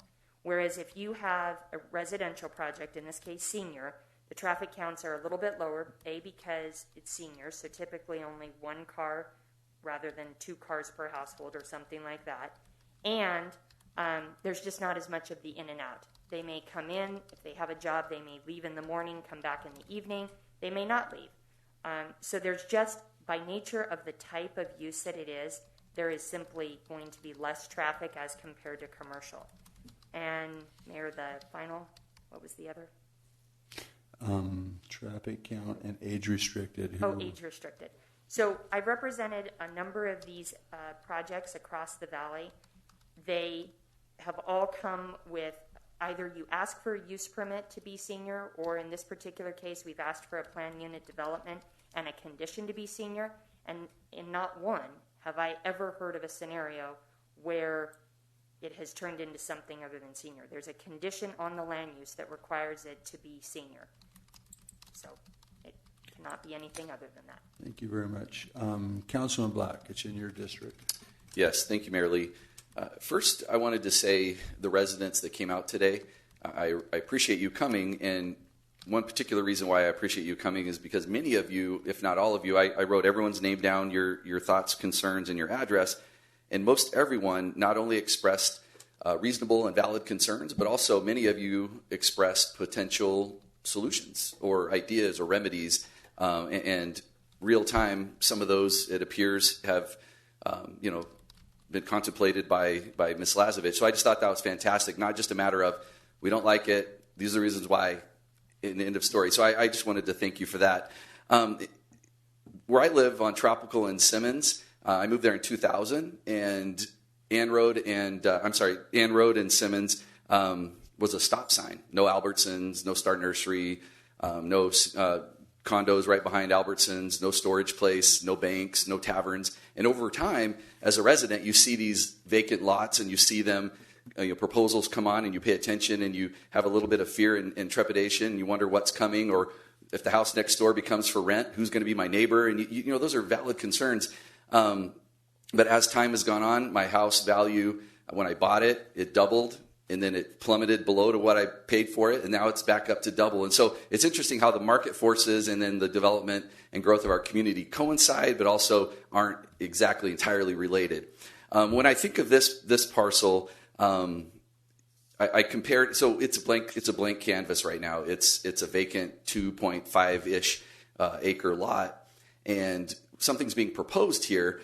But I wanted to find a property within Ward 3 in particular, but within our community that kind of fit the parameters of that, because it's built, and just to see kind of what the impacts have been for good or bad on the community. And so there is a property on 3150 North Ann Road. It's Ann and Farrell Street, and it's actually set back very similarly to this. There is a Washington Mutual, there is a tavern, and an animal clinic that is right on Ann Road, and then set back behind that commercial is a 5-acre parcel. Now we're talking about 2.5 acres here, 5 acres there. So I did a little research. That particular complex is 126 senior units.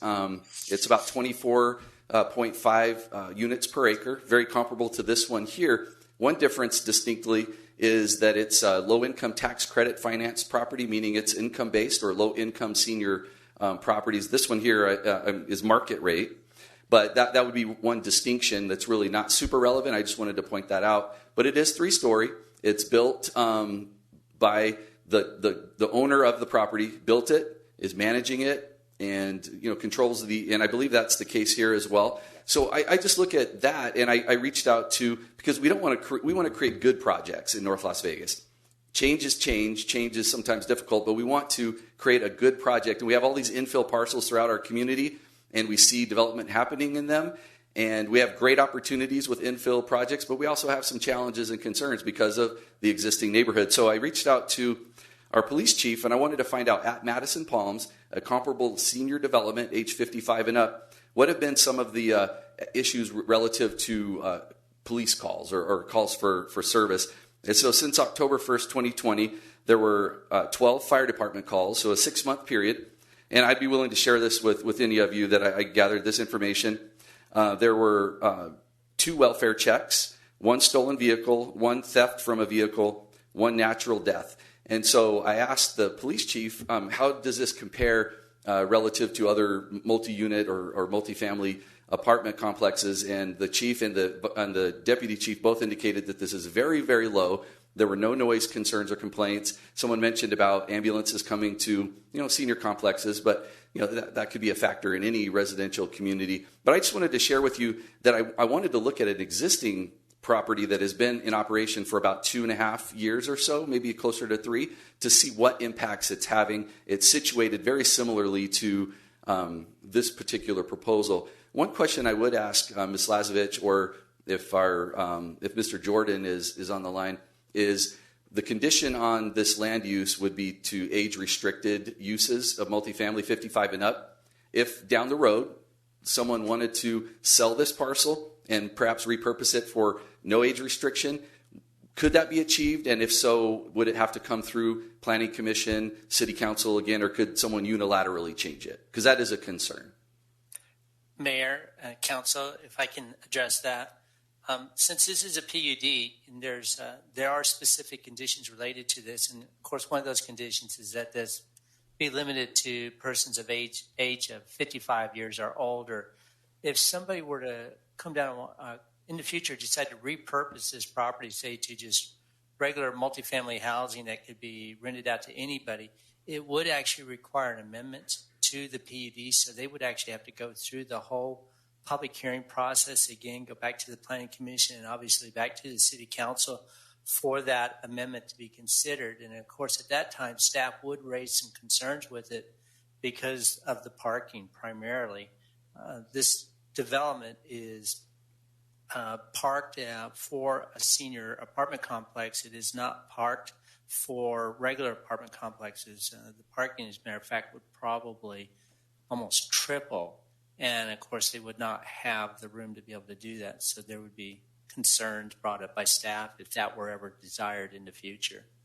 So just by virtue of the parking, there would be tremendous barriers for staff to recommend approval of some type of change. And it would also be publicly noticed to the residents to weigh in as well. So I think that there are some adequate safeguards, because I agree that as a valid concern, a couple years down the road, we don't want someone to be able to come in and change it and open it up to all ages. In terms of the concern about the gate, I think that, like I said, some very logical and valid concerns have been presented. The noise in mitigation on the gate components. I didn't know what a wind belt was, so thank you, Ms. Bruner, for explaining that. I think utilizing the vegetation in such a way with the evergreen trees, the stacking of them, changing the density of them to every 15 feet. I think I also noticed on your diagram here, I don't know what kind of trees are going to be adjacent to the building, but I think the trees on the south side and also on the west side of that building will also serve up close to the building as a buffer as well, to a degree, surrounding the building itself. So with those conditions that you've presented, I think they're really addressing the valid and legitimate concerns that the residents have raised this afternoon. Thank you very much, Councilman. Council, any other comments or questions on this item from anyone on the council? Seeing none? Mayor? Yes, sir. Council, if I may, I'd like to propose one suggestion to the conditions proposed by Ms. Lazovich. First of all, I have no objections to her conditions. with the exception that on the first condition, talking about the evergreen trees being planted along the southern and western boundaries, we technically already have a condition written in the proposed ordinance in front of you, and that would be condition number 4. And what I would recommend is rather than incorporating the condition read by Ms. Lazovich, we just simply amend number 4 to read, the trees used for screening and along the southern and western boundaries of the development shall be an evergreen variety. And that would be consistent with what's proposed there. But we've already tried to address that. So I would recommend we just amend number 4. And then again, I have no objections to the other 3 conditions read into the record. Okay, thank you, Mr. Jordan. That'll be solely noted. So no other comments or questions? So, Councilman Churchill. Thank you, Mayor. Just a couple of observations, and I was happy to hear, Jennifer, that you didn't support nor propose building an 8-foot wall. I could tell you in my community, part of my community, the community behind mine, put up an adjacent wall. And it became problematic right from the beginning because the space between the 2 walls collected trash, collected little animals back there, and it really turned out to be problematic for both communities. The other thing I wanted to ask you, I do have a senior community in my ward, which of course is Sun City, and one of the things I was not concerned about, but I wanted to find out about. One of the residents in the adjacent community brought it up, that while it is a 55 and older community, what about having people come and stay that are under 55, whether it be grandchildren or whatever it is? I know in the community that I represent, they have a limited amount of time of being there. So that was one question. The other thing, the directional lighting that you'll be putting in, so they don't get that flood of lighting coming into their yard. I hate to assume anything, but is it going to be that more directional LED lighting that we have going up in the new communities right now, that you don't have that glare going out in all directions? And the last thing, of course, Councilman Black, he addressed it very well. The noise in the evenings, when they're having those wild and crazy bocce games till 2 in the morning. Not past 10 p.m. 10 p.m. Just kidding. And the dogs barking. Do we have some curfew time on that, on those items? Because I'm a big animal advocate, but by the same token, I don't want to hear dogs barking, all hours of the night either. So it would be just disrespectful for the neighbors over there. Yes, so in order of your questions, the leasing documents for each of these units will contain a provision that says how long you could have an underage visitor. What I've seen is no more than 48 hours. It's usually like if your grandkids want to come and stay for the weekend, they could, or something like that. But the leasing provisions will contain a provision that deals to make sure that you don't have underage family members or friends move in and have it not be what this is intended to be. That said, grandkids could still come visit, or of any age, but they can't stay and continue to stay. They can visit. That's it. As for the lighting, my condition contemplated, and maybe there's a better way to do it, but I think of them as shoebox. There's some type of cover on the light that forces it downward rather than outward. So that was my thought process and the exterior lighting shall be shielded and directed downward. That was my thought process on that, so it goes down, not out. And then as for the noise, condition number 3 in the staff report says hours of operation for all outdoor recreation activities shall be limited to the hours of 8 to 10 p.m. So whether you're here in the bocce ball court area, or you're over here in the pool, or maybe out here, anything, it has an end time of 10 p.m. Okay. I know that NV Energy has these covers, rear covers that they could put around the back of the light pole, because we had one put in my community for people who had a spa back there, and it was shining into their yard, so they put this kind of shield, and it just directed the light down and forward. Yeah. Yes. Okay. Thank you. That's it, Richard. Thank you. Councilman Black. Thank you. So with the conditions and the thought that Ms. Lazovich raised relative to the need for senior housing in our community, and I'm on the Housing Authority Board as the chairperson, and they deal with public housing and affordable housing. However, having a good mix of housing offerings for various ages, incomes, and styles and types of residents, multifamily, single family attached, and so forth, I think is important for us to be able to focus on having that balance in our community.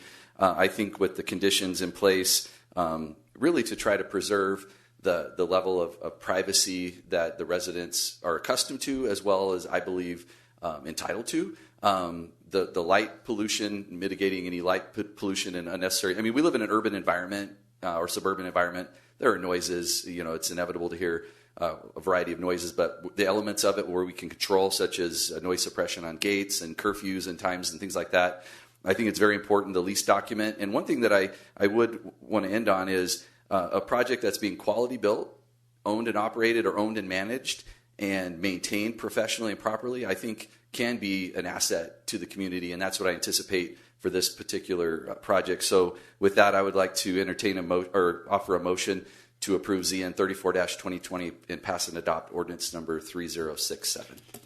Thank you, Council. We have a motion. Any other comments or questions? If not, we'll vote on the issue. Mayor Lee, with the conditions as noted. Amended. With the conditions as noted that were... Yes, sorry. With the conditions as written and recommended by staff, as well as the additional conditions added by Ms. Lazovich. That would be the motion. Councilman, that's your motion? Yes, Mayor Lee. Please cast your vote.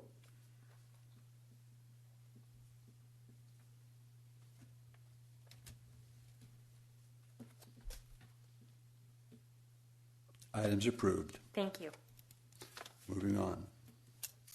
Mayor, Council, item 20, approve ZN 01-2021 and pass and adopt ordinance number 3068, an ordinance related to zoning, reclassifying approximately 39.41 plus or minus acres in the zoning map of North Las Vegas from an OL, open land district, to an M2, general industrial district, ZN 01-2021 Belt and Nellis for property located north of Belt Road between Clark County 215 and Union Pacific Railroad, and providing for other matters properly related thereto. Thank you very much. Welcome, sir. Thank you. Robert Cunningham, 6030 South Jones Boulevard with Tanny Engineering, representing the item this evening. What we're asking for is to rezone this 39-acre site located here just north of the Belt Alignment or Centennial Alignment, south of the 215, to industrial or heavy industrial, so that we could have a batch plant for asphalt, concrete, and rock crushing on this facility. We would agree with all of staff's recommendations for approval, and I'd be happy to answer any questions that the council has. Thank you. Thank you. Let me open up for public comment real quick. Is there anyone from the public? Do we have any blue cards, any phone calls, anything, Madam City Clerk? No, Mayor. Then we will close the public hearing, and we will go to Councilman Isaac. That's you, isn't it? Councilman Brown's district? Yeah, actually, it says Ward 4. I do believe it's Ward 1. Yeah, and Mayor, I was just asking Councilman Barone. It looks like it would be Ward 1 over there, although it does say Ward 4. So I'll kind of give it to my colleague over here. Caught me off guard. Well, let's go with you, Councilman, and if Churchill, if you have anything to add to that. No. I would, if it's in my ward, I'm okay with it. Well, it's again, this is a fantastic opportunity to turn something, as you say, calling a transformation from land into valuable real estate. And of course, with its proximity to the railroad there, and especially if they have any sort of like delivery there, this is the kind of use that would actually make sense in that area. So I think it'd be a good idea and to bring them into the North Las Vegas family fold. And unless anyone else has anything to say, I'd like to make a motion to approve. Council, any other comments or questions on this concerning this? No, we have none. So saying that, we will take your motion. Please cast your vote. Items approved. Thank you. Mayor, Council, item 21, approve ZN02 2021 and pass and adopt ordinance number 3069, an ordinance related to zoning, reclassifying approximately 8.87 plus or minus acres in the zoning map of North Las Vegas from an OL open land district to an M2 general industrial district.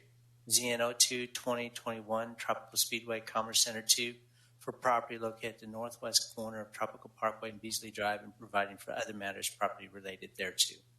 Thank you. Do we have anyone here to give a presentation on this evening? Mayor Lee, I believe the applicant is on the phone. I will bring the person in. Thank you very much. Hello, caller. State your name and address for the record.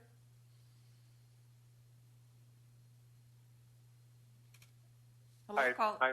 Sorry, this is Bill Lambert, BLMK Engineers, Portland, Oregon. Welcome, sir. Go ahead. You're on. Hi there, Bill Lambert at BLMK Engineers, representing the zone change for this site. You probably can't see my screen, but we're out there on Tropical and Beasley. We're surrounded by M2 zone, and our site currently is the OL zone, and we're asking for it to be rezoned to the M2 to match what's going on around us. Thank you very much. Don't need much of a presentation on this one, that's for sure. That was a good. I'm going to open this up to public hearing. Madam City Clerk, do we have anybody that's concerned about this issue would like to speak on it? Mayor Lee, no. No. Then we will close the public hearing. But I do. Did somebody run? Yeah. Okay, you need to come down right now because we were moving on it. Welcome this evening. Nice to see you today. Nothing like timing, huh? Pardon me? Stanley, Washington. I have glaucoma, so you have to share with me. Are all council members present? You know, Stan, I can't hear you too well through that mask. Would you mind just for me? Okay. Just public comment. Okay, that's not yet. We're on item number 21. We'll be a public comment. Thank you. Oh, okay, Mr. Washington. I understand now. So we'll see you on the next issue then. So moving forth on this one, well, I'll ask that question one more time. Anybody public hearing? Seeing none, we'll close the public hearing. Councilman Barone. Yes, Mayor. I'd like to just make a quick comment. You know, this area is really exploding with new development, and hopefully we'll be having someone coming forward with a project to come on this very soon to be valuable property. But I'd like to make a motion to approve. Thank you. We have a motion. Councilor, any other comments or questions? If not, take that motion. Please cast your vote. Items approved. Mayor, Council, item 22 was continued to the May 5th meeting. So item 23, conduct public hearing to accept public comments and input for the draft Housing and Urban Development 2021 and 2022 Cnlv Annual Action Plan for Community Development Block Grant and Emergency Shelter Grant Funds. This is, again, just conduct a public hearing. I talked to Rick earlier today, and so far we have not received any public comments regarding the proposed plan that is before you. Okay, so what we're doing is just accepting public comment. Mr. Washington, were you here for this? Oh, okay. I'm sorry, sir. Okay, I'm making sure I don't miss you. We've got Mr. Damien on the phone if we need any. I guess we don't, so we have no one here for public comment, so we'll close the public hearing, and no motion is required at this time. We will move on to business.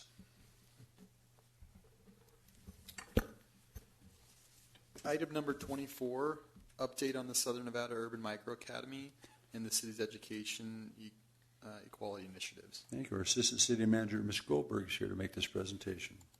Hi, Mayor and Council. Thank you for inviting me up to talk about this today. This is a project that is close to our hearts, many of us here today. So we're going to kick it off with a very short video. It's about 2 minutes, but I think it's well worth the watch. So, Catherine, if you're ready. Yes. Awesome. Thank you. I spent 35 years of my career in Clark County School District, and when the pandemic hit, it was clear that we needed to do something different so kids wouldn't fall behind. Some kids did not have access to technology, and we wanted to make sure that we set the bar high and kept those kids on pace. Thus, the micro school concept was born.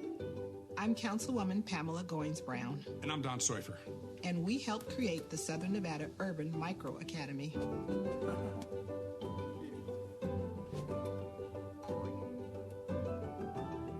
The Southern Nevada Urban Micro Academy is a micro school, and we do serve kids in grades 1st through 8th. What I like about the curriculum is that it's specific to a particular child. It's not a one-size-fits-all program. Stuma is a first-ever public-private partnership where the city of North Las Vegas approached our nonprofit to design microschools and run them in their rec centers and libraries to tackle learning loss that was rampant during the pandemic and do it in ways that are really previously unseen in North Las Vegas public schools. You guys ready? Yeah! All right, get him! A typical school day at Stuma is pretty structured. We really rely on world-class learning tools at Stuma, and we use them in ways that really meet every student where they are. It's both a marriage of online content, and we have a guide in the classroom that works with the kids every day. I think what I wanted to really do in this conversation, the secret sauce to Stuma is that kids own their own learning trajectories in ways that they know that every decision they make all day matters. The impact on Zamaya when she couldn't go to school was kind of devastating. Since she's been going here, I feel like she's more confident doing the work. She feels more comfortable doing the work. The very nature of microschooling is one that builds on strong relationships between families and their schooling experience. So relationships with our families are crucial here at Stuma. The micro school concept certainly can happen anywhere. It just takes great innovators, lots of planning, and you have to know your community first and foremost. We've been able to build something that really is rooted in the educational needs of our community, and if you proceed that way, you've got a sustainable model that families are going to rely on for a long, long time.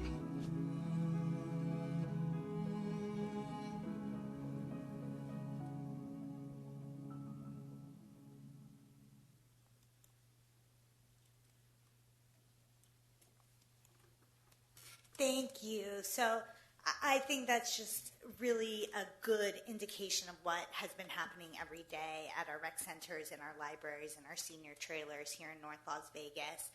So as you all know, Stuma emerged out of necessity when we realized that kids did not have access to education in an equitable or meaningful way. What we found is that it is serving a need that we knew existed, but has just been highlighted for us over the past 8 or so months. I think the success we've seen, and we've got several educators up here as well, so I don't need to tell you, part of it is the small class size and the individualized learning that you heard about in the video. But I think really key to the success of Stuma has been that holistic approach. We partner with Nevada Action for School Choices, Don Seufer and Ashley Campbell, and they've just been incredible, them and their team. And so whether, in the last couple of weeks, we've helped 2 families not live on the streets. We've kept them from homelessness because they talked to the families and the students. They alerted us, here at the city, and we put them in touch with social services agencies. We provide food. This week, the kids are getting haircuts in advance of Picture Day.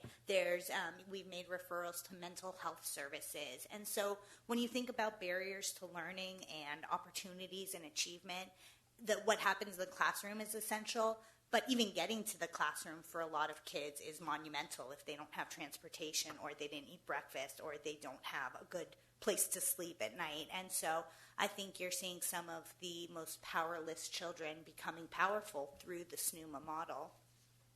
If you can please advance the slides. I can talk about this all day long. It doesn't really matter what I think about Stuma. Really, at the end of the day, it's about the people we're serving, and that's the kids and the families in our community. And so I'd like to read just a couple quick testimonials that I think say it far better than I can. Quote, with the teachers being so involved, you don't see some of the problems that happen in other schools when kids get lost in the shuffle, like bullying, since teachers can see our individual needs and can tell if we are having a hard time. I also like the goal-based system because there's less pressure on getting a letter grade and more focus on achieving goals every week. It reduces stress and helps me learn. And that's from a fantastic 8th grader at Neighborhood Rec Center at Delmo. From one of our teacher guides, Miss Mitchell, I've never been part of a program where everyone involved works so closely together to ensure our children succeed.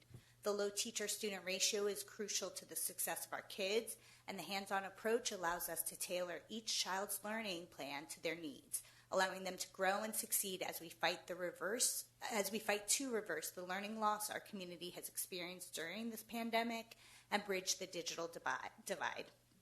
And then finally, we are very engaged with our parents at the urging of Councilwoman Goins-Brown. That was one of the key parameters of this project, was to listen to the stakeholders and bring them in and really address the needs as heard from the community. And so we're constantly having interaction with our stakeholders. What can we do better? What are we doing great? What do you need, Stuma, to do for your family? And so from one of our Stuma parent surveys, we got this comment. I think Stuma is stronger academically due to the small class size, more personalized attention, self-paced learning. I can see kids achieving much more in this type of setting than in a traditional school. Next slide, please, Catherine. Thank you. So really the goals of SNUMA, just like every school, I would hope, is to really provide high-quality seats to kids and those wraparound services that enable them to succeed and, most obviously during the pandemic, let parents work and keep their families in their homes and pay their bills and car payments.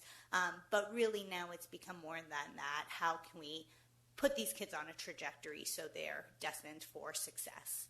And I think many of them are. Next slide, please, Catherine.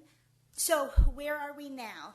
The school year is rapidly coming to an end. We've got about 5 weeks left. And so part of SNUMA is we want to make this feel as typical an experience as possible. We want kids to have fun so they enjoy coming to school, and learning is not a burden, it's an opportunity. And so we're doing some fun stuff, the haircuts that I mentioned in advance of class pictures. We're putting together a yearbook and our field days, as Councilwoman mentioned, to reward the kids for all of their success. In terms of academic success, I can tell you pretty much every kid came into SNUMA at a significant deficit academically, at least one grade below where they should be for their age or grade level.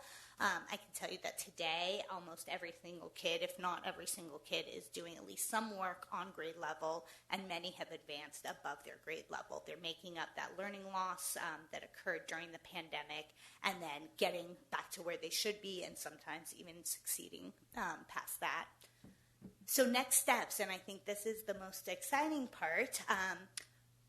As I mentioned, we do a lot of surveys, and the question we get over and over is, what happens next year? We love SNUMA. We want it to continue. And so I am pleased to announce for the first time publicly that SNUMA will continue next year. We don't want to abandon these kids. As Councilwoman Goins said, they're our babies, if I can quote her, and, to kind of show them the possible and then take it away didn't feel right. And so we will be finalizing some details as to what that looks like for the 21-22 school year. But we will be inviting all our SNUMA families back and all our educators and our team. We also, in the survey, I thought it was very interesting, out of all the families who responded, which was the majority of them, is my understanding, only 2 families said that they did not want to come back to SNUMA. So everybody else expressed an interest. We asked the families to rate on a scale of 1 to 10, 1 being the lowest, 10 being the highest, what they thought of the SNUMA programming. our low grade was an 8, and it was exclusively 8, 9s, 10s. So I want to give a special shout out. I want to thank all of you for the support you've given to Stuma and really to our North Las Vegas families, but particularly to Councilwoman Goins-Brown. I think I hear it every day. I see it every day. This has changed lives, I think, for literally generations, because we're breaking that cycle of poverty and showing kids what's possible. A lot of kids who might otherwise not have seen that, or not have seen it in the sense that they could achieve what's possible. So kudos to Councilwoman Goins-Brown. And then my last shout out, and I'll take any questions you have, but I just want to recognize our staff and our leadership in the city, obviously starting with council, but City Manager Ryan Juden, to pretty much every department in the city. Cass Palmer in Parks has been essential. Forrest Lewis in our libraries. We wouldn't have a SNUMA if not for those spaces and the staff that they've contributed to this effort. IT, building maintenance, legal, risk management,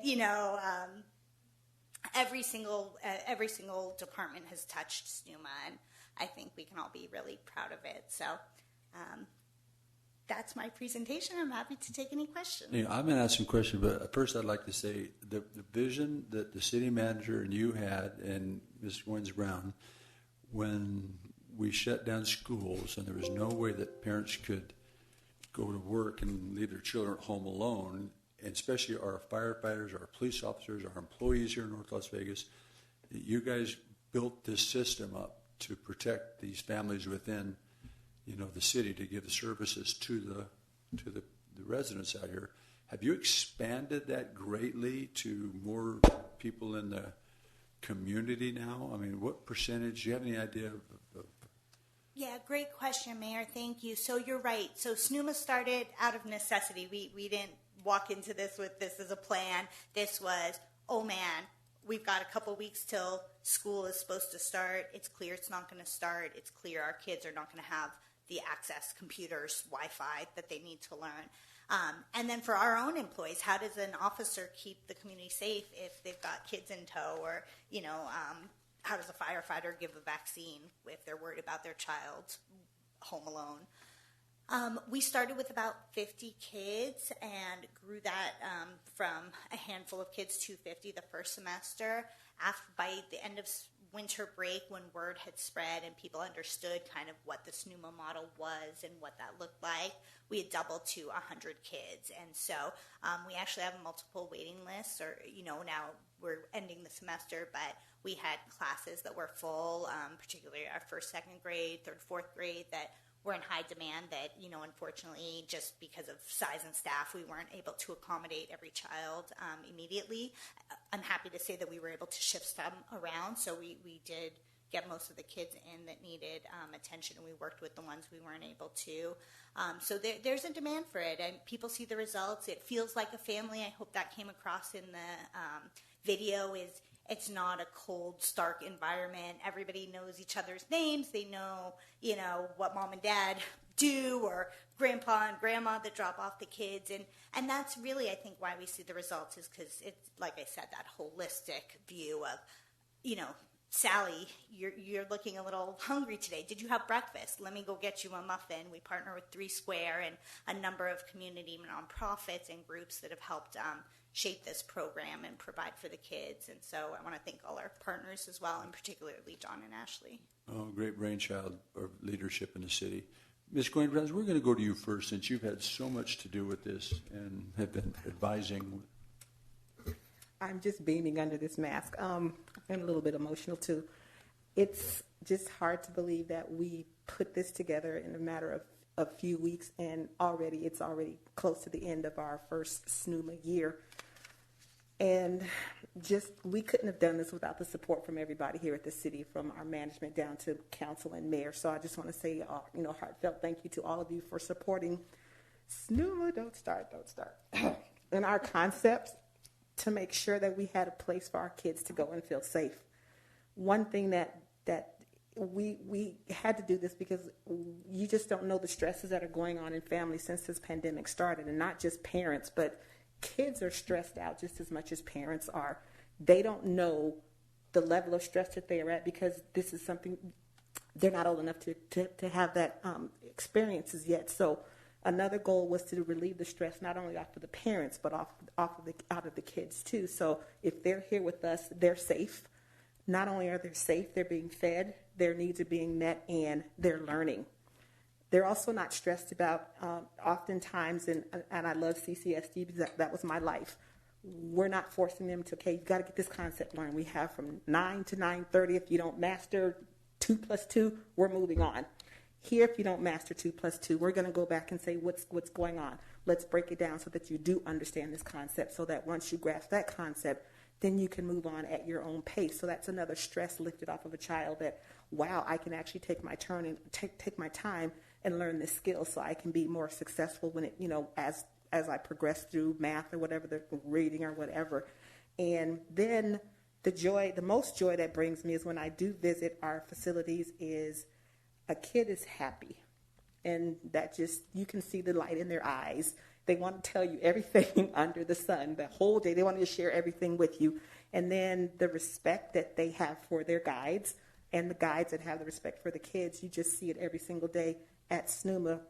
And the things that we are the real life experiences that we are able to offer our kids, just from our firefighters or police that will visit, or our city attorney's office, or just the real life people that they get to come in and meet with, or people come and read with them and talk with them, and just the national attention and the local attention that we have gotten and that we are still getting just says that we're doing the right thing for what's best for our kids here in North Las Vegas. So, and I'm so glad that the goal is that we can continue it as long as there is a need, because it's just one less thing off of the plate where I have to worry about getting my kid ready for school. Our parents know what we do. They see what we do. They trust us to take care of their babies, and that's what we're going to continue to do. Oh, that's a great report. Councilman Black, I'll just go this direction this time. Certainly. So, Councilwoman / Principal Goins-Brown, she said something. She said we had to do it. And there's some irony in that statement because we really didn't have to do it. We weren't bound by ordinance or NRS or policy. We had to do it because we were compelled to do it because there was a need that wasn't being met. And I just think that that's amazing that we didn't have to do it. We could have easily said, oh, great idea, next, and go on to the next great idea. But we embraced it because there were many in our community that were in desperate need of quality education and the rescue that Stuma brought to these families on many, many levels. And so kudos to you, Principal Goins-Brown. Councilman Churchill. Thank you, Mayor. And thank you to my colleague and my friend, Ms. Pamela Goins-Brown. An amazing program. Everybody else who's involved in that, kudos to all of you. But Councilman Black said something that rings true, not only for this particular project, but for everything that goes on here in North Las Vegas with staff, with council, with our philosophy, with our vision. We do things here not because we have to. We do things here because we want to, and it's the right thing to do. So, and that's what sets us apart from a lot of the other jurisdictions. So thank you. Councilman Barone? Yes, sir. Thank you very much. Yeah. For those of you who don't know, out there in the public, of course, Councilwoman, she spent 30-plus years in education. Started off as a music teacher and then finished up, of course, as an assistant principal. Thank you for your service, too. I've been a teacher for 27 years, and I can't ever remember having a single class that had less than 15 people, including myself. Regularly, my classes are 40-plus to start the year. I count myself a little bit fortunate because towards the end of the semester, you'll have a few kids who are not enrolled anymore for whatever reason. They kind of like just disappear. And then I'll be down to a mere 37. There was a presidential candidate who once said that class size didn't matter. That's because he probably wasn't in an overcrowded class with stressed out children and stressed out teacher and living, if I remember correctly, that fellow had a lot of privilege behind him. But here we have an educational setting that was dreamt up and on a shoestring budget with very little resources, but with a lot of ingenuity, we developed something totally new.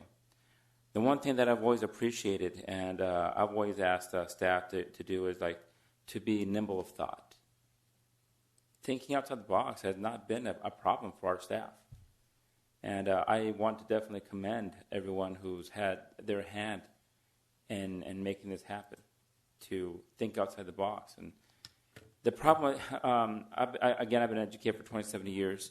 The one thing that I find is that as educators, as a society, we've been stuck for decades now doing the same thing over and over again. We have an educational system that's based on an age of agriculture type of timing. I mean, children are no longer, on the farm anymore. Parents don't need them home during the summer to pull weeds. We advance them, as the councilwoman said, we advance them like in the age of industry, going along whether you're ready to move on or not. If anything, I think what we should be doing is looking at Micro Academy and actually looking at programs to keep it going year-round and to continue the promotion of these children based upon competencies rather than pushing them along whether or like it or not. I actually know several of the children who are involved here because I know their parents and I know the kids. What's not said, and here's a real big one. What's not said is there are several children who they are IEP children. They're special needs kids. They're flourishing. Whenever you have kids who have special needs, and they're in a tradition, what for us is traditional, and there's not an indictment against the Clark County School District. They have 325,000 children to deal with. Rancho High School has 3,200 kids, and there are limits to resources. But when you have IEP children who are stuck in a class, even if it was only 25, their needs are not necessarily always going to be met.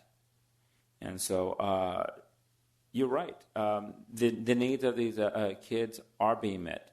And I've seen them flourish, and they're thinking things that normally they wouldn't have a chance to express in a regular environment. I know because I'm a teacher myself.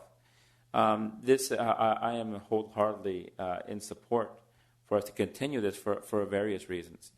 But again, I'm going to keep my mask on. We don't know what the future lies for us. We don't know the next time there's a huge flare-up. I would rather not be rebuilding this. I'd rather to see this continue and to be able to offer a high-quality option for people of regular means. Because, hey, all the people here of means, their children were not forced to stay home during this pandemic. But unfortunately, I have a feeling that many of our residents did not have that option. So again, for concept, thank you so very much to everybody who put this together. Councilwoman, you definitely have come into your own for this one, and I think we should definitely appoint you principal of Stuma. Everyone keeps on calling you, but I'm going to get a little principal thing and put her outside of her office. I think the Stuma principal. Stuma Pumas. Thank you, Councilman. Maybe a quick question here: Clark County School District opening, is that affecting your thoughts about the school this year? Yeah, so that's a great question, Mayor. That's been a new development since we last surveyed parents. I'm sure there's going to have a bit of an impact, but I think whereas the families who came to us initially out of necessity, I think now they're with us out of desire. Particularly our school ends at 8th grade, and so some of the younger elementary kids have had the option to go back for some time now, at least in a hybrid model or different options. And in fact, and I this is not just CCSD, we have a number of kids who come from charter schools as well that it wasn't a good fit for them at their home school, and so some of the charters have been in person for much longer. So I think this is just a different way of doing things that families have experienced and really enjoy. And so I don't anticipate a huge impact with CCSD fully opening in fall. Maybe a couple here and there, but I truly think most of our families are going to continue, which is a testament to the model councilwoman and our partners have put together. Okay. And I know last year would have been the suspect year. No one really knew what you were producing. And are you expecting attendance different this year? I mean, from just startup, you've already proved yourself. What are you thinking? I do. I mean, so it's interesting. I've learned a lot about schools. I know a lot of you are ahead of me because you've lived it for decades. But if you look at high quality seats as defined by 75% of kids being at or above where they should be, capability wise, North Las Vegas has 0 seats. 0. So we don't have one high quality seat. And so that's a problem. If you look at other communities with different demographics and a different history and makeup, the answer is not 0. And so, I think we've seen that there's disparities there. There's differences in Southern Nevada and what opportunities kids get. And so, again, this isn't why it started. It started out of just, we got to help our families in the pandemic, but in the process of seeing how our community was navigating the pandemic versus, like Councilman Barone said, maybe more affluent communities that weren't hit as hard because they had computers or transportations or could get teachers to come to their homes and teach their kids. There was a big difference. And so really the pleas, frankly, that we're hearing from the parents is keep this going. My kid's thriving. And I don't think, whether another school is open or not really impacts them. There's some kids who flourish in a traditional public school. There's some kids who flourish in a charter school. There's some kids we've learned during the pandemic who flourish online. And then there's other kids that need a Stuma to do well and ultimately in life. I think it's about, initially it was the pandemic. Now it's about the recovery. I mean, we want not only to enable parents to work and reopen Nevada and get our economy going, but these kids are our future leaders, our thinkers, our visionaries, and we want them well equipped to diversify our state and our city and, be the next ones sitting up here. And so I think SNUMA is playing, at least we hope, a small role in accomplishing that. So you're expecting attendance to grow this next year? Yeah, absolutely. Okay, thank you. Thank you. Wonderful. Well, if there's no other questions for Ms. Goldberg, we would just take this as a presentation and continue to watch your success. Thank you very much. Thank you. Moving on to City Manager's Report, Mr. Juden. Thank you, Mayor and Council. We'd like to, as indicated on here, do a presentation. It was asked by Council, I think it was 2 council meetings ago, about what we had learned from the pandemic and things that we were changing and doing differently. This spurred from, we'd heard some, other government officials saying that they were going back to business as usual, and they were excited about it. And it kind of, for us, it was, that's not what we're interested in doing. We're not interested in going back to business as usual. We're interested in doing things better and learning from the situation that we were in. I think that we've just listened to a couple presentations today and just taking some of your comments about what we've done, not because we had to, but because we felt we needed to. I mean, if you look at our vaccination effort, I know we have some people from the fire department here with us right now, and that's not an obligation of ours. That's something that's with the health district. That's what their role is, and the efforts that we took are really unparalleled, definitely in Southern Nevada. We had jurisdictions much larger than us that didn't even do 1/100th of the vaccinations that we did. But it's because we knew that we needed to do it, because we need to get the economy back open, because we knew our residents were going to be impacted more than anyone else by it staying closed. SNUMA is an example of just tremendous leadership from the councilwoman and from Dellen and from others. got Michaela sitting beside me, who, from her position as city attorney, pushed for a better way to run courts and to have a system that recognizes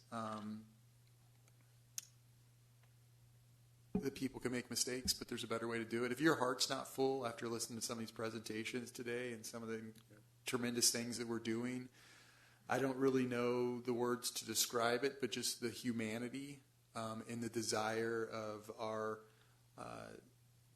public officials in the city of North Las Vegas to improve the lives of those that we serve and to make their lives better. From your leadership, from Mayor's constant reminder that if it's a problem that happens within the corporate boundaries of North Las Vegas, it's our problem and you need to fix it. That is what we stand for and that is what we do.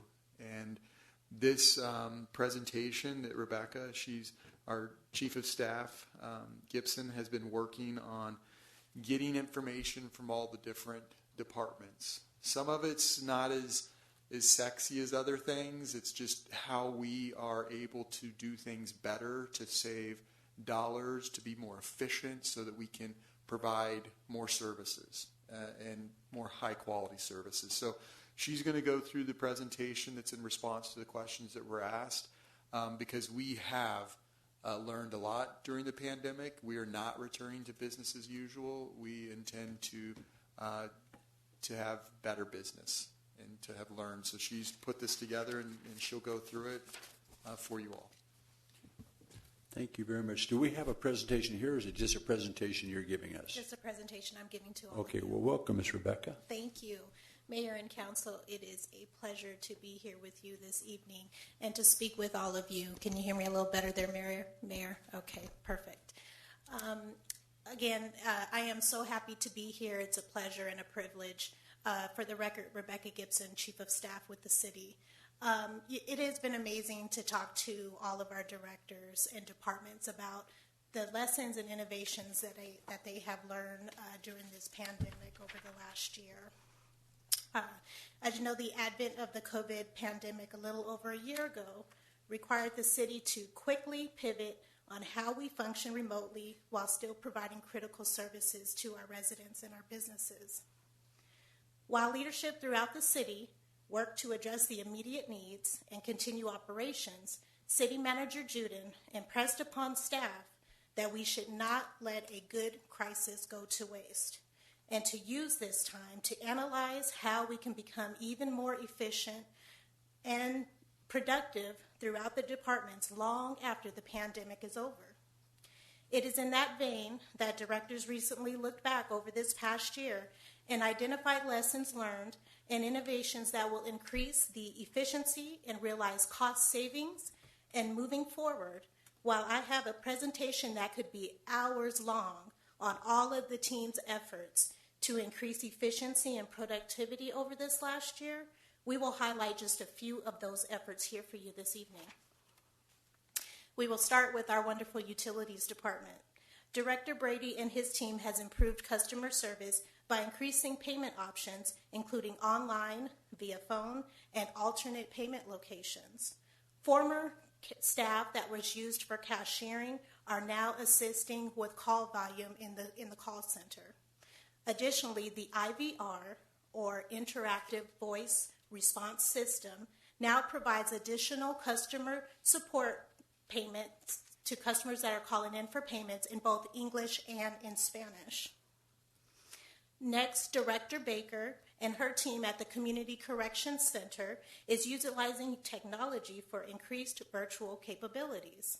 Justice court appearances as well as family visitation can now be conducted virtually via video, and deposits to inmate accounts are now facilitated through kiosk, the internet, or via phone.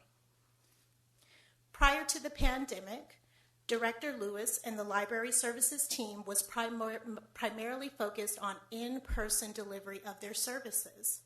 The need to pivot towards a digital services model was heightened during the pandemic and will continue into the future with the addition of Wi-Fi extensions into the library parking lots and surrounding areas, as well as wireless printing options and digital story times, as well as digital service library cards. The Economic and Business Development team was able to foster personal connections with our business community by connecting them to grants and assistance available through the city to sustain their operations during the pandemic.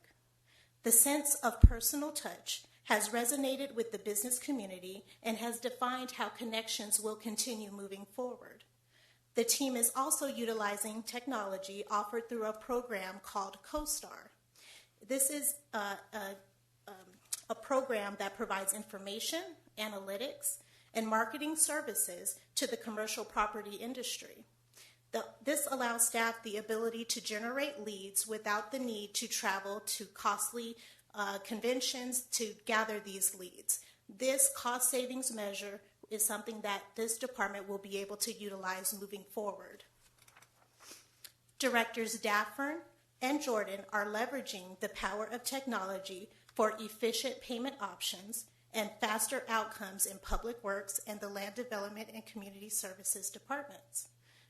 Customers can utilize kiosk, online, and other touchless payment options. This also includes the collection of fees for planning and entitlement applications and permits. We now offer digital plans review, which makes the process quicker and easier for the customer. A streamlined virtual simple permit review has turned hours-long tasks into minutes. The use of video inspections has allowed the city to continue providing services without interruption to businesses and will continue into the future. And code enforcement is now actively promoting online payments over paper checks for citations. This is cutting the process time in half. Director Moriarty and the Information Technology team realized the gravity to which technology can improve the business of our city. Standard desktop computers are migrating to 2-in-1 devices for increased remote work capabilities. Accessibility to most city applications has been improved without the need for VPN remote access. And additionally, the SimplyGov has been introduced and will save hundreds of hours in staff time by utilizing electronic forms.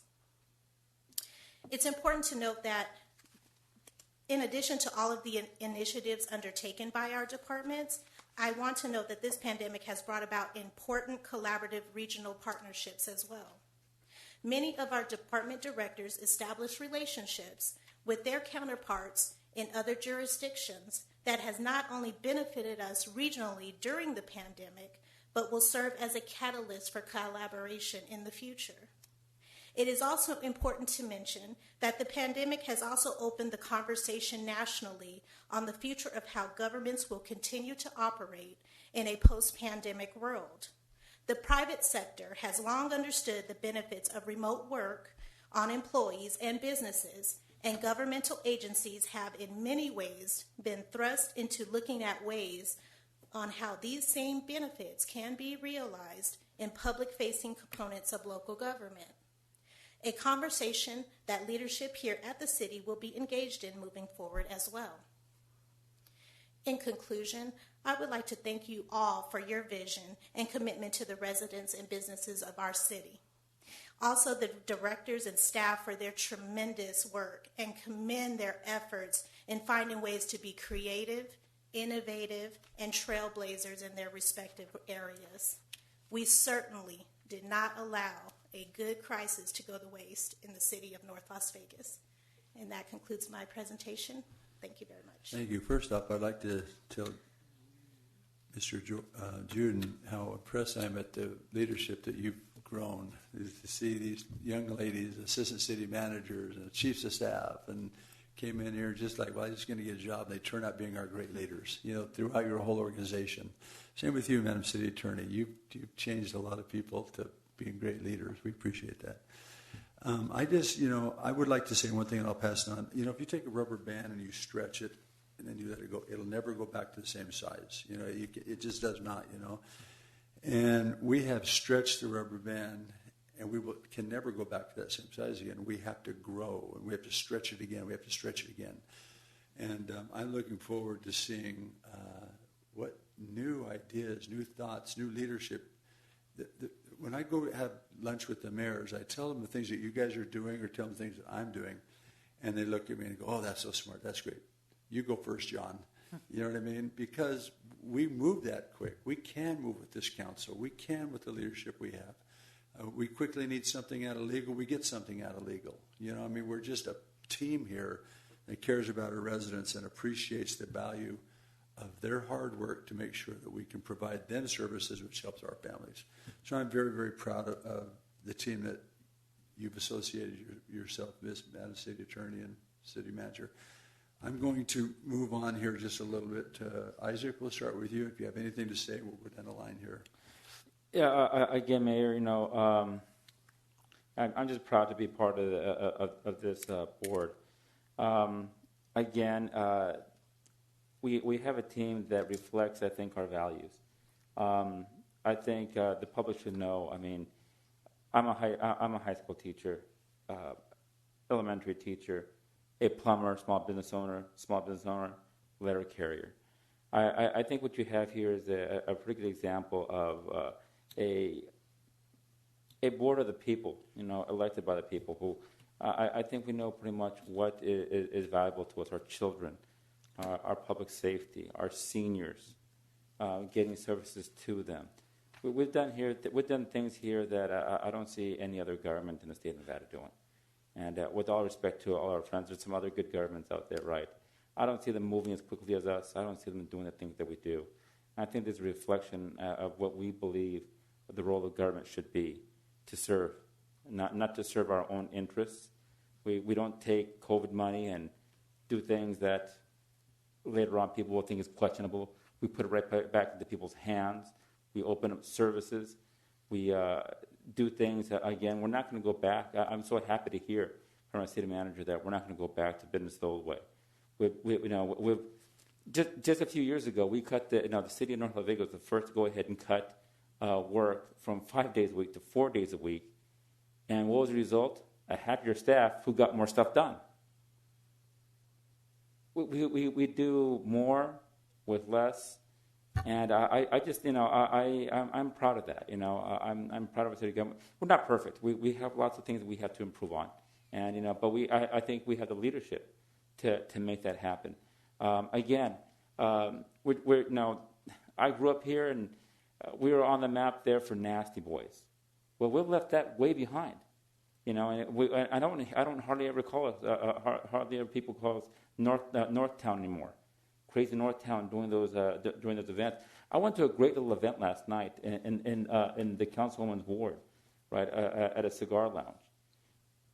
In the height of the pandemic, a businessman opened up, you know, a quirky little business, a cigar lounge, right, through the force, you know, with his vision, working with our city staff to make make his vision operate. And today, it's beginning to really take off. That's just one little example, you know, of what we have here. Something that somewhere else it wouldn't work, but it's working here. And I don't want to die tomorrow, but if somehow the Lord called me up anytime soon, I would die happy, knowing that we'd made a difference, I think, in our residents' lives.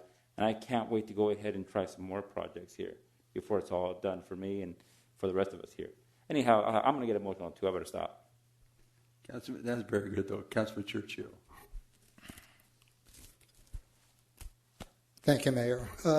You know, everything my colleague said just now, I won't take time to repeat because it's all correct and it's all true. But you know, it's difficult to convey to the average resident out there that isn't engaged with the city on a regular basis, either looking at the meetings or coming to meetings or just staying involved, what goes on behind the scenes. And I've mentioned this before. Several times I've been asked, how come you council people come out and it looks like you're all on the same page, or either somebody said, and I think it was the last time he said that to me, that you're in cahoots together.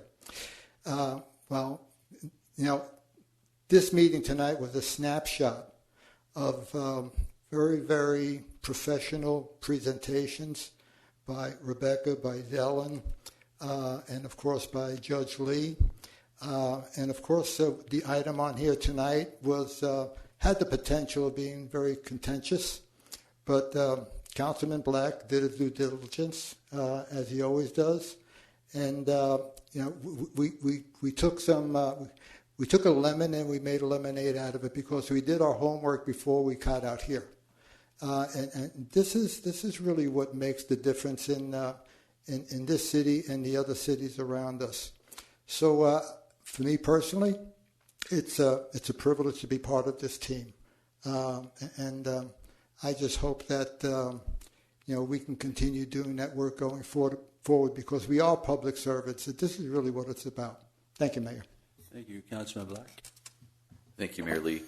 Rebecca just outlined a lot of enhancements and procedural things, and really what those represent are opportunities harnessed rather than opportunities lost. And I think we've been operating during this real pivotal time over the last many months. And I think if you forecast or project ahead to 3, 5, 10 years from now, we'll look at what we do and why we do it the way we do it. I think we'll be able to tie a lot of those things back to this pivotal time and these opportunities that we proactively and deliberately harnessed. And, whenever you have, it seems like we're a little bit celebratory right now, which is great.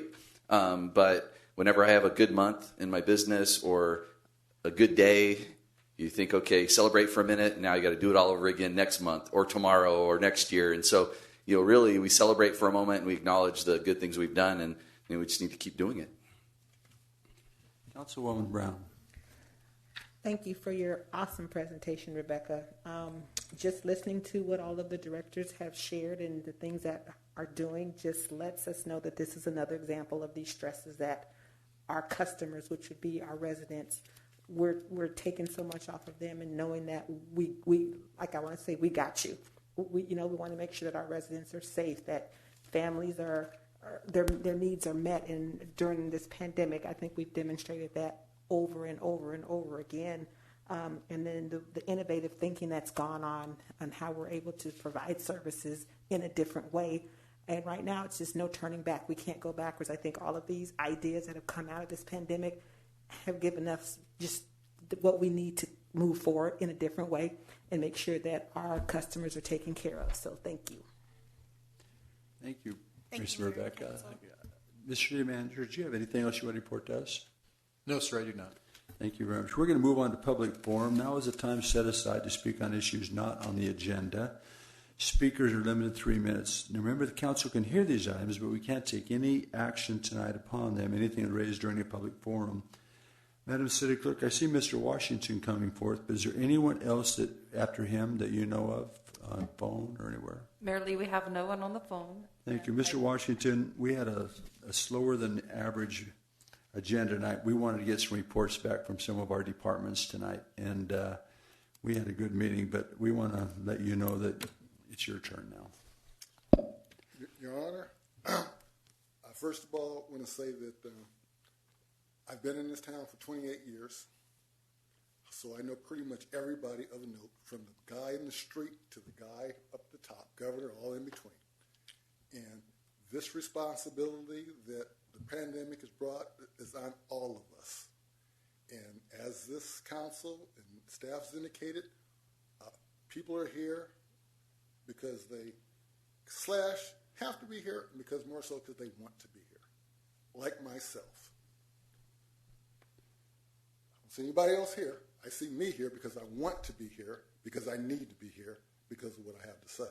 So if I go over a little over 3 minutes, forgive me, because I have something to say, but I don't see anybody behind me, so I think that I could get that request honored. So, starting out, first of all, obviously, the Lord had me here for this particular council meeting for a reason. When's the last time of record, Mr. Juden, did you see me here? How many years has it been? We don't even know.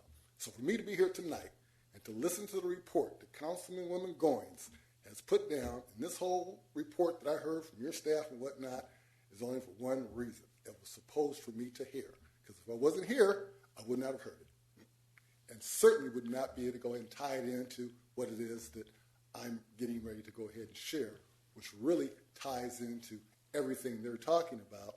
But I'm coming from the capital provision perspective. There's nothing going on here or nothing going anywhere else that doesn't call for capital. Okay? So, as I basically come to go ahead and share with you what it is that I'm doing and what is on the streets and what I want to go ahead and have analyzed by City Manager Juden and your Economic Development Department, is the proposal I have on the streets right now that's in the hands of the Las Vegas Convention Authority, Mr. Steve Hill. That's in the hands of the Stadium Authority Board, the people on that side. That's in the hands of a number of the big players responsible for it taking place. And that is called the Unification Games. And it's centered around soccer. And the short story is, everybody's familiar with this institution called the Olympics. Everybody's familiar with this institution called the World Cup. Soccer, and there's my 3-minute mark, but soccer is the most heavily watched sport in the world. 1 billion people tuned into the finals of the World Cup game, though it was free.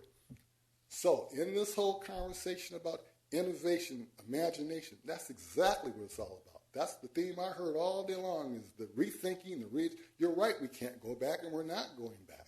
And the fact that North Las Vegas is taking the lead is blowing me away, because lecturing the city of Las Vegas, and I'm lecturing everybody, district attorney, everybody else. So what I heard this evening here fits directly into what I basically am talking about, and I'm just blown away in terms of what's going on. And I look forward to working with Juden and his staff and having my proposal analyzed. Bottom line is, I'm talking about the Unification Games, which is the 3rd version of the Olympics and the World Cup, just reshuffled.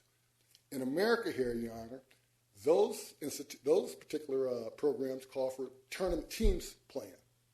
And it's not like we don't have that here in America too. But in America, we have this thing called all-star games. When the NBA game players, that's a game of all the best players in the league. When the NFL plays, that's a game of all the best players in the NFL. When the baseball, that's a player. Well, guess what? There is no such version in soccer. There's no such all-star game that has all the best players in the world. For the African Union, 55 countries. The best players on that side, 25, against the African diaspora. The best teams all the rest of the world. Titled Pele Mandela Unification Games. Everybody's familiar with Pele, who, by the way, is 80 this year. Working on doing something with him, with Mr. Tim Hill and the rest of the group as well. Stanley, if you took this to the city of Las Vegas, because we don't really have any facilities, but it is interesting you mentioned that. I've got this little stadium that the Clark County of residents put $750 million in, called Legion Stadium, on hold for the dates that I'm talking about. Like I said, I'm engaged with Steve Hill. I'm just not talking, okay? So everything I'm talking about is backed up by documentation and moving forward there. So no, you're right, silly, but this is scheduled to take place in Allegiant Stadium, okay? So, and the dates that they're on hold is March 24th in the Rose Bowl and March 26th for Allegiant Stadium. I'm 35 years out of Pasadena, Rose Bowl. Working with Steve Hill now and entering the Las Vegas Convention Center and its positive sponsors, a formal float invitation, which has never happened before, to allow the city of Las Vegas to go ahead, not just the city, but the whole Southern Nevada and its businesses to showcase themselves and its new innovation, its new reimagine. Whole world has to reimagine itself. So these are just a little bit of some of the things that are taking place, but specifically, I want to go ahead and say within the budget that I'm talking about, as a result of the numbers of those games there, I will be able to go back and bring no less than $50 to $100 million to. Well, let me ask you a question, serious question. I think I get what you're saying. Ms. Coins-Brown is on the LVCVA committee. It's coming up. It's coming up. Okay. I just got to get these guys. I'm paying them overtime. So I got you. Obviously, I'm just going to be saying I'll be updating her. Obviously, I'm already dealing with Steve Hill and Fletch and all the rest of that side.